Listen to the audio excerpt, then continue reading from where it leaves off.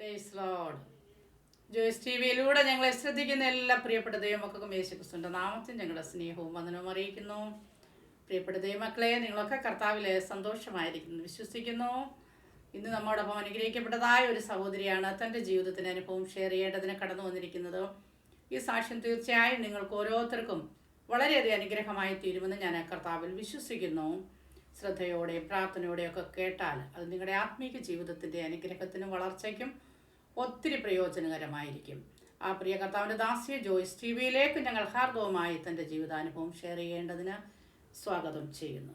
Praise Lord. സന്തോഷമായിരിക്കുന്നു. സന്തോഷമായിട്ടിരിക്കുന്നു കർത്താവിന്റെ കൃപയാൽ. Okay Rashmi, കർത്താവ് സഹായിക്കട്ടെ. രശ്മി എവിടെയാണ്? മുംബൈയിലാണെന്ന് പറഞ്ഞു. മുംബൈയിൽ എവിടെയാണ്? ഞാൻ മുംബൈയില്, നവി മുംബൈയില് സാൻപാഡ് സ്റ്റേഷൻ അടുത്തായിട്ട് തുർബെ എന്ന് പറഞ്ഞ ഒരു വില്ലേജ് ഉണ്ട്, അവിടെയാണ് ഞാൻ താമസിക്കുന്നത്.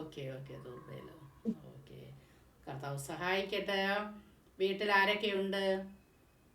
ഇപ്പൊ മുംബൈയില് ഹസ്ബൻഡ്, 2 കുഞ്ഞുങ്ങള്, മീൻസ് ഞങ്ങള് ഫാമിലിയാണ്. എന്നാലും ഹസ്ബൻഡ് ജോലിയോടുള്ള ബന്ധത്തില് സൗദിയിലായിരിക്കുന്നു. ഇപ്പൊ ഞാനും കുഞ്ഞുങ്ങളുമാണ് ഇവിടെ ഉണ്ടാവുന്നത്. ഞങ്ങളോടൊപ്പം ആയിരിക്കുന്നതിൽ ഞങ്ങൾക്ക് ഒത്തിരി സന്തോഷമുണ്ട്. കർത്താവ് ധാരാളം അനുഗ്രഹിക്കട്ടെ. ജീവിതാനുഭവത്തിലേക്ക് കടന്നു പോകുന്നതിന് മുന്നമേ തന്നെ നമുക്ക് ദൈവസന്നിധിയിൽ ഒന്ന് പ്രാർത്ഥിക്കാം. ഹല്ലേലൂയ. സ്തോത്രം സ്തോത്രം സ്തോത്രം. പരിശുദ്ധ കർത്താവേ, നന്ദി നിറഞ്ഞ ഹൃദയത്തോടെ ഞങ്ങൾ അങ്ങേ വാഴ്ത്തുന്നു, സ്തുതിക്കുന്നു, സ്തോത്രം ചെയ്യുന്നപ്പ. അങ്ങയുടെ സാന്നിധ്യം ദൈവം ഞങ്ങളോട് കൂടെ ഇരിക്കുന്നതിനാൽ നന്ദി കർത്താവേ. ഹല്ലേലൂയ. അങ്ങയുടെ വിലയേറിയ കാര്യങ്ങളെ ഞങ്ങളെ ഏൽപ്പിച്ച് പ്രാർത്ഥിക്കുന്നു. കർത്താവെ, ഞങ്ങളെ സഹായിക്കണമേ. പ്രിയ സഹോദരി, കർത്താവെ, അങ്ങ് നടത്തിയ വിധങ്ങളും വഴികളുമൊക്കെ സംസാരിക്കുമ്പോൾ കർത്താവിൻ്റെ സാന്നിധ്യം കൂടെ ഇരിക്കണമേ. കേൾവിക്കാരുടെ ജീവിതത്തിൽ അത് വലിയ വിടുതലിൻ്റെ ഹല്ലേലൂയ സാക്ഷ്യമായി മാറുവാൻ, അങ്ങയുടെ നാമം ഈ സാക്ഷ്യത്തിലൂടെ ഉയർത്തപ്പെടുവാനും അനേകരെ കർത്താവായ യേശു ക്രിസ്തുവിലേക്ക് അടുത്ത് വരുവാനൊക്കെ കർത്താവ് ഈ സാക്ഷ്യത്തെ ഉപയോഗിക്കുമാറാകണമേ എന്ന് അപേക്ഷിക്കുന്നു. പരിശുദ്ധാത്മാവിൻ്റെ സാന്നിധ്യത്തിനുള്ളിൽ അല്പസമയം ഞങ്ങളെ ഇരുത്തിയാട്ട് യേശു ക്രിസ്തുവിന്റെ നാമത്തിൽ തന്നെ ആമേൻ. ഹല്ലേലൂയ. ആമേൻ. രശ്മി, കർത്താവ് സഹായിക്കട്ടെ. ഇനിയുള്ള സമയം ഞാൻ രശ്മിക്ക് നൽകി തരികയാണ്. അത് കർത്താവിന്റെ നാമത്തിൽ ഉപയോഗിച്ചാട്ടെ. Okay, thank you Rashmi. Praise lord. കർത്താവിന്റെ അതിപരിശുദ്ധമായ നാമം ഈ സന്ധ്യാസമയം വാഴ്ത്തപ്പെടുമാറാകട്ടെ.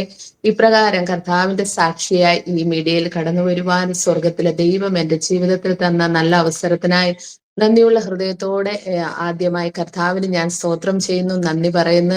വിശേഷാൽ എന്നെ ഈ മീറ്റിംഗിലേക്ക് ഇൻവൈറ്റ് ചെയ്ത പ്രിയ ആന്റിയോടും ഇതിന്റെ പിന്നിൽ പ്രവർത്തിക്കുന്ന എല്ലാ പ്രിയപ്പെട്ടവരോടുള്ള നന്ദി സ്നേഹവും ഞാൻ അറിയിക്കുന്നു. എൻ്റെ ഒരു യോഗ്യതയുമല്ല, കർത്താവ് എന്നെ തിരഞ്ഞെടുത്ത് എൻ്റെ ജീവിതത്തിൽ ചെയ്ത അത്ഭുതമാണ് ഇന്ന് നിങ്ങളുടെ മധ്യ ഇപ്രകാരം കർത്താവിനെ സാക്ഷീകരിപ്പാനായിട്ട് ദൈവം എന്നെ കൊണ്ടുവന്നാക്കിയതോർത്ത് ഞാൻ നന്ദിയോടെ ദൈവത്തിന് സ്തോത്രം ചെയ്യുന്നു. പ്രിയ ആന്റി എന്നെ പരിചയപ്പെടുത്തിയതുപോലെ എൻ്റെ പേര് രശ്മി വിനോദ് എന്നാണ്. ഞാൻ മുംബൈയിൽ നിന്ന് നിങ്ങളുടെ മധ്യ ജോയിൻ ചെയ്തിരിക്കുന്ന കർത്താവിന്റെ കൃപയാല് നാട്ടില് ആലപ്പുഴയില്, എൻ്റെ ദേശം ആലപ്പുഴ ജില്ലയിൽ കായംകുളം എന്നുള്ള പട്ടണത്തില് ഹാലിലെ കണ്ടല്ലൂരാണ് എൻ്റെ സ്വദേശം. ഏകദേശം എൻ്റെ സ്കൂൾ വിദ്യാഭ്യാസം, അതായത് എൻ്റെ ഒരു 15 വയസ്സ് വരെയാണ് ഞാൻ കേരളത്തിൽ ഉണ്ടായിരുന്നത്. അതിനുശേഷം എൻ്റെ വിദ്യാഭ്യാസവും ജോലിയും വിവാഹം കഴിഞ്ഞുള്ള ജീവിതവും ഒക്കെ ആയിട്ട് ഞങ്ങളിപ്പോൾ മുംബൈയിൽ സെറ്റിൽഡ് ആണ്. ഞാൻ 15 വയസ്സ് വരെ, അതായത് എൻ്റെ 10th പഠനം വരെ ഞാൻ നാട്ടിലായിരിക്കുമ്പോൾ എൻ്റെ മമ്മിയുടെ വീട്ടിൽ നിന്നാണ് പഠിച്ചത്. അതായത് കണ്ടല്ലൂർ സ്വദേശം, അതാണ് എൻ്റെ സ്വദേശം. അവിടെ എൻ്റെ മമ്മിയുടെ വീട് അവിടെയാണ്. ഞാൻ അവിടെ നിന്നാണ്, അവിടെയാണ് ജനിച്ചതും വളർന്നതും പഠിച്ചതും ഒക്കെ. അപ്പോൾ എൻ്റെ പപ്പയും മമ്മിയൊക്കെ നേരത്തെ തന്നെ ജോലിയോടുള്ള ബന്ധത്തിൽ മുംബൈയിൽ സെറ്റിൽഡ് ആയിരുന്നു. അപ്പൊ അതുകൊണ്ട് തന്നെ ഞാൻ എൻ്റെ ഗ്രാൻഡ്മയോടൊപ്പമാണ് എൻ്റെ സ്കൂൾ വിദ്യാഭ്യാസ കാലം നാട്ടിൽ പൂർത്തീകരിച്ചത്. ഞാൻ ജനിച്ചു വളർത്തപ്പെട്ട ഒരു വീടെന്ന് പറഞ്ഞാൽ എൻ്റെ പേര് കേട്ടപ്പോൾ തന്നെ മനസ്സിലാക്കാണ് ഞാനൊരു ഹൈന്ദവ ബാക്ക്ഗ്രൗണ്ടിൽ നിന്നാണ് കർത്താവിനെ അറിയുവാൻ ദൈവം എനിക്ക് ഭാഗ്യം തന്നത്. ഞാൻ ജനിച്ചു വളർത്തപ്പെട്ട സാഹചര്യം എന്ന് പറഞ്ഞാൽ, ഞാൻ എൻ്റെ വീട്ടിൽ തന്നെ, അതായത് എൻ്റെ കുടുംബ വീട്ടിൽ തന്നെ അമ്പലവും പൂജയും ക്ഷേത്ര സംബന്ധമായ ആചാരങ്ങളും ക്ഷേത്രത്തോട് ചേർന്നുള്ള ഒരു, ശരിക്കും പറഞ്ഞാൽ അതിലുള്ള തന്ത്രവും മന്ത്രവും പൂജയും എല്ലാ ദിവസവും വളരെ സ്ട്രിക്റ്റ് ആയിട്ട് തന്നെ ചെയ്യുന്ന ഒരു കുടുംബമായിരുന്നു എൻ്റെത്. എൻ്റെ കുടുംബത്തിൽ തന്നെയുള്ള ക്ഷേത്രത്തിൽ നിന്ന് അവിടെയുള്ള കുടുംബക്ഷേത്രത്തിലേക്ക് എല്ലാ വർഷവും എഴുന്നള്ളത്ത്, മുടി എഴുന്നള്ളത്ത്, അങ്ങനെയുള്ള ചടങ്ങുകൾ ഇപ്പോഴും നടക്കുന്നുണ്ട്. അപ്രകാരമുള്ള ഒരു കുടുംബത്തിൽ ഹൈന്ദവ ബാക്ക്ഗ്രൗണ്ടിൽ വളരെ സ്ട്രിക്റ്റ് ആയിട്ട് ആചാരങ്ങളും അനുഷ്ഠാനങ്ങളും ഒക്കെ പാലിച്ചു പോകുന്ന ഒരു കുടുംബത്തിലായിരുന്നു എൻ്റെ ബാല്യകാലം. എൻ്റെ ഗ്രാൻഡ്മയോടൊപ്പം തന്നെ ഞാൻ ആയിരുന്നത് കൊണ്ട് എൻ്റെ ഗ്രാൻഡ്മ ഈ കാര്യത്തിലൊക്കെ വളരെ ആക്റ്റീവ് ആയിരുന്നുകൊണ്ട് വളരെ ചെറുപ്പം പ്രായം തൊട്ട് തന്നെ ഗ്രാൻഡ്മയോടൊപ്പം ഞാനും ഈ കാര്യങ്ങളിലൊക്കെ വളരെ ഉത്സാഹത്തോടെ ചെയ്തു പോകുന്ന ഒരാളായിരുന്നു.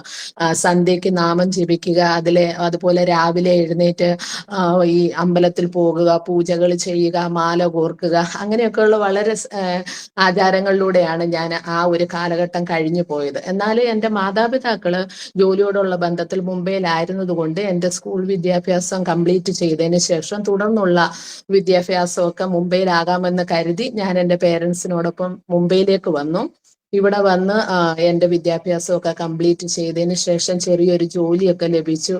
അങ്ങനെ ഇരിക്കുമ്പോഴാണ് എൻ്റെ മമ്മിക്ക് പെട്ടെന്ന് ശരീരത്തിന് ചില അസ്വസ്ഥതകൾ, ബുദ്ധിമുട്ടുകളൊക്കെ ഉണ്ടായിട്ട് നമ്മൾ ഹോസ്പിറ്റലിൽ കൊണ്ടുപോയി ഇങ്ങനെ ചെക്കപ്പ് ചെയ്യുമ്പോൾ അതിനകത്ത് റിപ്പോർട്ട് വന്നത് മമ്മിക്ക് ബ്രസ്റ്റ് ക്യാൻസർ ആണെന്നുള്ള റിപ്പോർട്ടാണ് വന്നത്. സ്തോത്രം. ഇവിടെ ഞങ്ങൾ മുംബൈയിലായിരിക്കുമ്പോഴും എൻ്റെ പപ്പയാണെങ്കിൽ ഇവിടുത്തെ അയ്യപ്പ സേവാ മണ്ഡലിന്റെയൊക്കെ പ്രസിഡന്റ് സ്ഥാനത്തായിരുന്നു.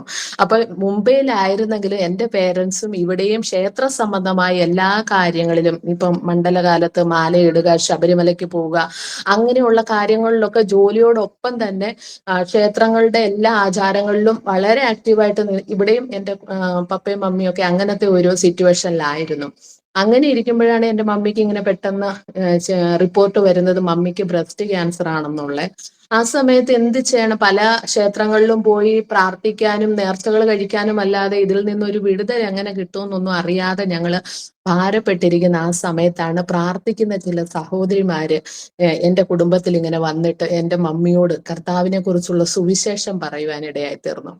അങ്ങനെ വലിയവനായ ദൈവത്തിന്റെ ആ സത്യസുവിശേഷം എൻ്റെ കുടുംബത്തിൽ കടന്നു വരികയും ആ സമയത്ത് അന്നത്തെ ഒരു അവസ്ഥയെന്ന് പറഞ്ഞാല് ഹാലലി എൻ്റെ മമ്മിയുടെ കൂടെ ഞങ്ങൾക്ക് പരിചയമുള്ള പലർക്കും ഇതേ അസുഖമായിരുന്നു. ഈ ബ്രസ്റ്റ് ക്യാൻസറിന്റെ പല സ്റ്റേജുകളിലായിട്ട് ഭാരപ്പെടുന്ന പല പ്രിയപ്പെട്ടവരുണ്ടായിരുന്നു.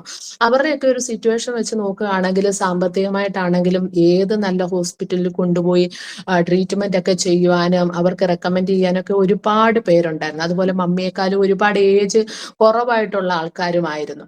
പക്ഷെ അവരെല്ലാം നിമിഷ നേരം കൊണ്ട് ഈ ലോകത്തിൽ നിന്ന് മാറ്റപ്പെട്ടു പോയപ്പോഴും ആരും സഹായിക്കാനില്ലാതെ, അല്ലെങ്കിൽ എന്ത് ചെയ്യണം, എന്ത് ട്രീറ്റ്മെന്റ് കൊടുക്കണം, എവിടെ പോകണമെന്നൊന്നും അറിയാതെ ഭാരപ്പെട്ടിരുന്ന ഞങ്ങളുടെ വീട്ടിൽ ഈ സഹോദരിമാർ, ഈ ആന്റിമാര് കടന്നു വന്ന് ദിനം പ്രതി പ്രാർത്ഥിച്ച് ആ പ്രാർത്ഥനയില് വലിയവനായ ദൈവം എൻ്റെ മമ്മിക്ക് അത്ഭുതകരമായിട്ട് സൗഖ്യം കൊടുത്തു. ഹല്ലേലൂയ, സ്തോത്രം.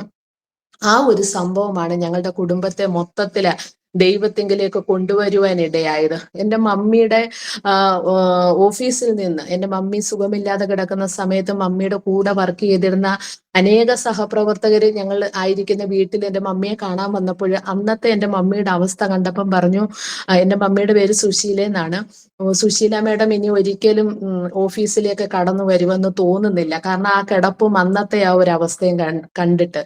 എന്നാൽ ദൈവത്തിന്റെ കൃപയാല് കർത്താവ് എൻ്റെ മമ്മിക്ക് സൗഖ്യം കൊടുത്തതിന് ശേഷം വീണ്ടും ഏകദേശം 18 വർഷം ആ ഓഫീസിൽ കടന്നുപോയി ജോലി ചെയ്യുവാനും ഇപ്പോഴും പൂർണ്ണ ആരോഗ്യത്തോടെ ഹാലിലെ നാട്ടില് കായംകുളത്ത് എൻ്റെ ഭവനത്തിൽ ഇന്നും പൂർണ്ണ ആരോഗ്യവതിയായിട്ട് എൻ്റെ മമ്മിയെ ദൈവം സൂക്ഷിക്കുന്നത് ഓർത്ത് ഞാൻ കർത്താവിന് സ്തോത്രം ചെയ്യാണ്. കർത്താവ് ഒരു വിടുതൽ അയച്ചാല് അത് പൂർണ്ണമാണെന്നുള്ള എൻ്റെ ഒരു അത്ഭുത സാക്ഷ്യമാണ് എൻ്റെ മമ്മി. കാരണം അതിനുശേഷം നമ്മൾ 6 മാസം 1 വർഷമൊക്കെ ഇങ്ങനെ ഇടയ്ക്കിടയ്ക്ക് പോയി നമ്മൾ ചെക്കപ്പ് ചെയ്യും. ശരീരത്തിന്റെ മറ്റെന്തെങ്കിലും ഭാഗങ്ങളിൽ ഇങ്ങനെയുള്ള ബുദ്ധിമുട്ടോ പ്രയാസമോ ഒക്കെ വന്നിട്ടുണ്ടോ. എന്നാൽ തുടർച്ചയായി നമ്മൾ നടത്തിയ ചെക്കപ്പുകളിലെല്ലാം ഇന്ന് വരെ അത്ഭുതകരമായിട്ട് ഒരു ചെറിയ ഗുളിക പോലും കഴിക്കാൻ ഇടവരുത്താതെ പൂർണ്ണമായ സൗഖ്യം കർത്താവ് എൻ്റെ മമ്മിക്ക് കൊടുത്തു. സ്തോത്രം. എന്നാല് അന്ന് ഞങ്ങൾ ആയിരിക്കുന്ന ആ ബാക്ക്ഗ്രൗണ്ടിൽ പബ്ലിക്കായിട്ട് നമുക്ക് ചർച്ചിൽ പോകാനോ അല്ലെങ്കിൽ പ്രാർത്ഥനാ കൂട്ടങ്ങളിൽ പോകാനോ ഒന്നും പറ്റത്തില്ല. കാരണം ഇവിടെയും ഇങ്ങനെ അമ്പല സംബന്ധമായ കാര്യങ്ങളിലൊക്കെ പപ്പയൊക്കെ ആക്റ്റീവായിട്ട് നിൽക്കുന്നതുകൊണ്ട് നമുക്ക് ആ സമയത്തൊന്നും പബ്ലിക്കായിട്ട് കർത്താവിനെ അംഗീകരിക്കാൻ പറ്റത്തില്ല. അതുകൊണ്ട് തന്നെ ഞങ്ങൾ ഭവനത്തിൽ ഇരുന്നു കൊണ്ട് രഹസ്യമായിട്ട് കർത്താവിനോട് പ്രാർത്ഥിക്കുമായിരുന്നു. ഈ പ്രാർത്ഥിക്കാൻ വന്ന ആന്റിമാര് ഒരു ബൈബിളൊക്കെ ഞങ്ങൾക്ക് കൊണ്ട് തന്നിട്ടുണ്ടായിരുന്നു. അങ്ങനെ ബൈബിളൊന്നും വായിച്ചാലൊന്നും മനസ്സിലാകത്തില്ലെങ്കിലും ഇങ്ങനെ സ്തോത്രം പറഞ്ഞ് ഞങ്ങൾ അങ്ങനെ പ്രാർത്ഥിക്കുമായിരുന്നു. അപ്പൊ ഞങ്ങൾ താമസിക്കുന്ന തൊട്ടടുത്ത ബിൽഡിങ്ങിൽ ഒരു വിശ്വാസി ആന്റി താമസിക്കുന്നുണ്ടായിരുന്നു. അപ്പൊ അവരുടെ വീട്ടിൽ ഇങ്ങനെ ഇടയ്ക്കൊക്കെ ഇങ്ങനെ കൂട്ടായ്മകൾ ഉണ്ടാകുമ്പോൾ അവര് നമ്മളെ വിളിക്കും. അങ്ങനെ അവിടെ മാത്രം ആരും അറിയാതെ ഞങ്ങൾ രഹസ്യമായിട്ട് കൂട്ടായ്മകളിൽ പോകും. അപ്പൊ അവിടെ ചെല്ലുമ്പോൾ ആദ്യമായിട്ടാണ് നമ്മൾ ഇങ്ങനെ ഒരു കൂട്ടായ്മയ്ക്ക് പോകുമ്പോൾ അവിടെ ജനങ്ങൾ ചെല്ലുമ്പോൾ അന്യഭാഷയിൽ പ്രാർത്ഥിക്കുന്നു, കൈയടിക്കുന്നു, സ്തോത്രം പറയുന്നു, ഹല്ലേലൂയ പറയുന്നു. അപ്പൊ ഇതൊക്കെ എന്താണ്, അല്ലെങ്കിൽ ഇവര് പറയുന്നത് എന്താണ്, അന്യഭാഷ എന്താണെന്ന് അന്ന് അറിയത്തില്ല. സ്തോത്രം പറഞ്ഞാൽ, ഹല്ലേലൂയ പറഞ്ഞാൽ അതിന്റെ അർത്ഥം എന്താണെന്നൊന്നും അറിയത്തില്ല. നമ്മൾ അവിടെ ചെന്നിട്ട് ഇവര് ചെയ്യുന്നത് നോക്കി ഇങ്ങനെ ഇരിക്കുന്നെന്നല്ലാതെ ഒരു സ്തോത്രം പോലും പറയാൻ അന്ന് അറിയത്തില്ലായിരുന്നു. പക്ഷെ ദൈവം നമ്മളെ കണ്ടതുകൊണ്ട്, ഹാലേലൂയ, കർത്താവ് ആ ഒരു കൂട്ടായ്മയിലേക്ക് ദൈവം നമ്മളെ വിളിച്ചു വേർതിരിച്ചു. ഹാലേലൂയ. അന്ന് അതുപോലെ അവിടെ നടന്ന ഒരു മീറ്റിങ്ങിൽ ഞങ്ങൾ കടന്നുപോയി. പ്രത്യേകിച്ച് എനിക്ക് അങ്ങനെ ഒരു അനുഭവം ഒന്നും തോന്നിയില്ല. എങ്കിലും ഞാൻ ഭവനത്തിൽ കടന്നു വന്നിട്ട് പിറ്റേ ദിവസം രാവിലെ ഞാൻ വർക്ക് ചെയ്തിരുന്നത് CBD ബേലാപൂരാണ്. അപ്പോൾ സാൻപാടയിൽ നിന്ന് ഞങ്ങൾ ട്രെയിനിലാണ്, അരമണിക്കൂറോളം 20 മിനിറ്റോളം എനിക്ക് ട്രെയിനിൽ ട്രാവൽ ചെയ്യണം എന്റെ ജോലി സ്ഥലത്ത് പോകാൻ. അപ്പോൾ ഞാൻ എന്നും രാവിലെ എഴുന്നേറ്റ് കുളിച്ചിട്ട് വരുമ്പോഴത്തേക്ക് പപ്പ അതിരാവിലെ എഴുന്നേറ്റ് കുളിച്ച് നിലവിളക്കൊക്കെ കൊളുത്തി ഈ ക്ഷേത്ര സംബന്ധമായ പാട്ടുകളൊക്കെ ഇടും.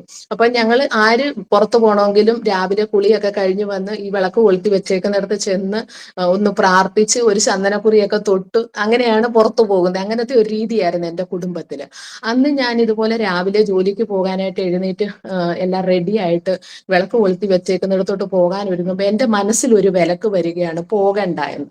അപ്പൊ എനിക്ക് അറിയില്ല ഇതെന്താണ് മനസ്സിൽ അങ്ങനെ വന്നതെന്ന് മനസ്സിലായില്ല. അപ്പൊ ഞാൻ വിലക്ക് വന്നുകൊണ്ട് ഞാൻ പോയില്ല, അങ്ങനെ അങ്ങ് ജോലി സ്ഥലത്തേക്ക് പോയി. വൈകുന്നേരം വരുമ്പോഴും എൻ്റെ കുടുംബത്തിൽ എങ്ങനെയാണെന്ന് വെച്ചാൽ വൈകിട്ട് വന്ന് മേല് കഴുകിയാൽ ഉടനെ വിളക്ക് കൊളുത്തി വെച്ചേക്കും പപ്പ. അപ്പം വന്ന് നാമം ജപിക്കണം. അതാണ് എൻ്റെ കുടുംബത്തിലെ ഒരു രീതി. അപ്പൊ വൈകുന്നേരവും ഞാൻ അതുപോലെ മേലെല്ലാം കഴുകി വൃത്തിയായി വന്നിട്ട് ഇങ്ങനെ നാമം ജപിക്കാൻ ബുക്ക് എടുക്കാൻ ഒരുങ്ങുമ്പോൾ എൻ്റെ ഉള്ളിൽ അപ്പോഴും ആരോ ഇങ്ങനെ വിലക്കുകയാണ്. അപ്പോൾ എന്താണെന്ന് എനിക്ക് മനസ്സിലാകുന്നില്ല. അപ്പോൾ തന്നെ എൻ്റെ മനസ്സിൽ ആരോ പറയാണ്, അവിടെ ബൈബിൾ ഇരിപ്പുണ്ട്, അതെടുത്ത് വായിക്കാനെന്ന്. ഇവിടെ വിളക്ക് കൊളുത്തി വെച്ചേക്കുന്നിടത്ത് പോണ്ട, ബൈബിൾ എടുത്ത് വായിക്കാൻ. അന്നേരം ഞാൻ എൻ്റെ കോളേജിലെ ബുക്സ് ഒക്കെ വെച്ചിരിക്കുന്ന ആ ഷെൽഫിലാണ് ഈ ബൈബിൾ വെച്ചേക്കുന്നത്. അപ്പൊ ഞാൻ ബൈബിൾ എടുത്ത് ആദ്യത്തെ പേജ് ഇങ്ങനെ തുറക്കുമ്പോൾ ഉൽപ്പത്തി പുസ്തകം കണ്ടു. അപ്പം ഞാനിങ്ങനെ വായിക്കാൻ തുടങ്ങിയാണ്. ആദ്യം ദൈവം ആകാശവും ഭൂമിയും സൃഷ്ടിച്ചു, ഭൂമി പാഴായി ശൂന്യമായും ഇരുന്നു. അപ്പൊ ഞാൻ ചോദിച്ചു, ഇതൊരു പ്രാർത്ഥിക്കുന്ന പുസ്തകമാണോ? ഇത് വെച്ചിട്ട് എങ്ങനെ പ്രാർത്ഥിക്കുന്നു ഒന്നും മനസ്സിലാവില്ല. കാരണം അതുവരെ നമ്മൾ മന്ത്രങ്ങൾ ഉച്ചരിച്ച് ദൈവത്തെ മീൻസ് ഇങ്ങനെ പ്രാർത്ഥിച്ചിരുന്നവരല്ലേ. അപ്പൊ ഞാൻ കുറെ പേജ് ഇങ്ങനെ ടേൺ ചെയ്തപ്പോൾ പുതിയ നിയമം കണ്ടു. അപ്പൊ അവിടെ ഞാൻ അന്നേരം ഓക്കെ, ഇവിടുന്ന് വായിക്കാം. അവിടുന്ന് വായിക്കുമ്പോൾ അബ്രഹാം ഇസഹാക്കിനെ ജനിപ്പിച്ചു, ഇസഹാക്ക് യാക്കോബിനെ ജനിപ്പിച്ചു. അപ്പൊ ഈ ഒന്നും മനസ്സിലാകുന്നില്ല. ആദ്യമായിട്ട് ബൈബിള് വായിക്കുക. ഞാൻ കരുതി ഇത് വെച്ചിട്ട് എങ്ങനെ നമ്മൾ പ്രാർത്ഥിക്കും, ഇതിനകത്ത് എങ്ങനെ പ്രാർത്ഥിക്കുന്ന ഒന്നും അറിയത്തില്ല. അപ്പൊ എൻ്റെ ഉള്ളിൽ ആരോ പറയുകയാണ്, കണ്ടിന്യൂ ആയിട്ട് വായിക്കാൻ. അന്നേരം ഞാനിങ്ങനെ ആ പുതിയ നിയമം തന്നെ കണ്ടിന്യൂ ഇങ്ങനെ വായിക്കാൻ തുടങ്ങി. അങ്ങനെ വായിച്ചു തുടങ്ങിയപ്പോൾ മറിയയുടെ യോസഫിന്റെ മകനായിട്ട് യേശു ജനിക്കുന്നതും പരിശുദ്ധാത്മാവിൽ കന്യക ഗർഭം ധരിച്ചു, അങ്ങനെ ഇങ്ങനെ വായിക്കുക. അപ്പൊ ആ ഭാഗമൊക്കെ വന്നപ്പോൾ എനിക്ക് കുറേശ്ശെ മനസ്സിലാകാൻ തുടങ്ങി കാര്യങ്ങൾ. അന്നേരം ഞാൻ അപ്പോഴും ഈ സഹോദരിമാർ ഞങ്ങളുടെ കുടുംബത്തിൽ വന്ന് മമ്മിക്ക് വേണ്ടി പ്രാർത്ഥിക്കുന്നുണ്ട്. അന്നേരം ഞാൻ ഒരു ദിവസം അവർ വന്നപ്പോൾ എന്നോട് ഞാൻ പറഞ്ഞു, ഇതിന്റെ ചെറിയൊരു കോപ്പി തന്നാൽ എനിക്ക് ബാഗിലൊക്കെ വെച്ചിട്ട് ട്രാവൽ ചെയ്യുന്ന സമയത്തൊക്കെ വായിക്കാന്ന് പറഞ്ഞു. അങ്ങനെ അവർ എനിക്കൊരു പുതിയ നിയമത്തിന്റെ കോപ്പി തന്നു. അങ്ങനെ ഞാൻ ഈ ജോലിക്ക് പോകുന്ന സമയത്ത് 20 മിനിറ്റ് എനിക്ക് ടൈമുണ്ട് ട്രെയിനിൽ. ആ ടൈമിൽ അതുവരെ എന്ന് വെച്ച് കഴിഞ്ഞാൽ ജോലിക്ക് പോകുമ്പോൾ കൂട്ടുകാരും ഒക്കെ ആയിട്ട് കളി തമാശയൊക്കെ പറഞ്ഞ് വളരെ എൻജോയ് ചെയ്തുകൊണ്ട് പോയിരുന്ന എനിക്ക് ഈ ഒരു പുതിയ നിയമത്തിന്റെ കോപ്പി കിട്ടി കഴിഞ്ഞാൽ പിന്നെ ട്രെയിനകത്ത് കയറിയാൽ ഏതെങ്കിലും ഒരു കോർണറിൽ സ്ഥലം പിടിക്കുക, വായിക്കുക. ഭയങ്കര ഉത്സാഹമാണ് ഇത് വായിച്ച്. അങ്ങനെ ഓരോ പേജും വായിക്കുമ്പോഴും എനിക്ക് ഉത്സാഹം കൂടി വരികയാണ്. അങ്ങനെ ഞാൻ ഈ ട്രാവൽ ചെയ്യുന്ന സമയത്താണ് ദിനം പ്രതി ഇങ്ങനെ ബൈബിൾ വായിക്കുകയാണ്. അങ്ങനെ ബൈബിൾ വായിക്കുമ്പോൾ ഞാൻ കാണുന്നു, യേശു പച്ചവെള്ളം വീഞ്ഞാക്കുന്നു, കുരുടർക്ക് കാഴ്ച കൊടുക്കുന്നു, മുടന്തർക്ക് സൗഖ്യം നൽകുന്നു, കുഷ്ഠരോഗികളെ സൗഖ്യമാക്കുന്നു, മരിച്ചവരെ ഉയർപ്പിക്കുന്നു. അപ്പൊ ഇങ്ങനെ ഓരോന്നും വായിക്കുമ്പോഴത്തേക്ക് യേശു എന്ന് പറഞ്ഞാൽ ഇങ്ങനെ അത്ഭുതം ചെയ്യുന്ന ഒരു ദൈവത്തെ ഞാൻ സ്വയം അറിയുകയാണ്. അപ്പൊ ഞാൻ തന്നെ സ്വയം ചിന്തിക്കണം, ഇങ്ങനെ അത്ഭുതം പ്രവർത്തിക്കുന്ന ദൈവമുണ്ടോ? കാരണം അന്ന് വരെ നമ്മൾ അമ്പലങ്ങളിലൊക്കെ പോയി വിഗ്രഹങ്ങളുടെ മുമ്പിൽ മുട്ടുകുത്തി പ്രാർത്ഥിച്ചാലും തിരിച്ചിങ്ങോട്ട് വന്ന് ഒരു റെസ്പോൺസും നമ്മൾ കാണുന്നില്ല, അല്ലെങ്കിൽ അങ്ങനെ ഒരു അത്ഭുതം കാണുന്നില്ല. ഇവിടെ മനുഷ്യനെ പോലെ, അതായത് മനുഷ്യരെങ്ങനെയാണോ നമ്മളോട് തിരിച്ച് പ്രവർത്തിക്കുന്നത്, അതുപോലെ ദൈവം അത്ഭുതം ചെയ്യുന്ന ഒരു ദൈവത്തെ കുറിച്ച് ഞാനിങ്ങനെ കാണുകയാണ്. രണ്ടാമത് എനിക്ക് അത്ഭുതം എന്ന് പറഞ്ഞാൽ, ഹൈന്ദവ മാർഗത്തിൽ ഓരോ ഡിപ്പാർട്ട്മെന്റ് ആണ്. ഇപ്പം ചൊവ്വാദോഷം മാറണമെങ്കിൽ ഇന്ന അമ്പലത്തിൽ പോകണം, അല്ലെങ്കിൽ ശനിദോഷം മാറണമെങ്കിൽ ശാസ്താവിന്റെ അങ്ങനെ ഓരോ ഡിപ്പാർട്ട്മെന്റ് ആണ്. പക്ഷെ ഞാൻ നോക്കുമ്പം ബൈബിളിൽ അങ്ങനെ ഒരു ഡിപ്പാർട്ട്മെന്റ് ഇല്ല. ബൈബിളില് പച്ചവെള്ളം വീഞ്ഞാക്കുന്നതും മരിച്ചവരെ ഉയർപ്പിക്കുന്നതും എല്ലാം ഒരാളാണ്. അപ്പൊ ഞാൻ വിചാരിച്ചു, ഇങ്ങനെ അത്ഭുതം ചെയ്യുന്ന ഒരു ദൈവം ഉണ്ടോ? അങ്ങനെയാണെങ്കിൽ ജീവിക്കുകയാണെങ്കിൽ ഇങ്ങനെയുള്ള ദൈവത്തിന് വേണ്ടി ജീവിക്കണം. ഈ 130 ദൈവങ്ങളുടെ മുന്നിൽ പോയി ഓരോ കാര്യത്തിനും മുട്ടമടക്കുന്നതിലും എത്രയോ നല്ലതാണ് എല്ലാ ആവശ്യത്തിനും വേണ്ടി ഒരു ദൈവത്തെ സേവിക്കുന്നത്. അപ്പൊ ഞാൻ എൻ്റെ മനസ്സിൽ ഇങ്ങനെ ആഗ്രഹം വരികയാണ്, ജീവിക്കുകയാണെങ്കിൽ ഇങ്ങനെയുള്ള ദൈവത്തിന് വേണ്ടി ജീവിക്കണം. അങ്ങനെ ഞാൻ ബൈബിള് വായിച്ചാണ് കർത്താവിനെ കൂടുതലായിട്ട് അറിഞ്ഞത്. അല്ലാതെ മീറ്റിങ്ങുകളിൽ ചർച്ചിൽ അങ്ങനെ പോകാൻ അന്ന് സാഹചര്യമില്ല എനിക്ക്.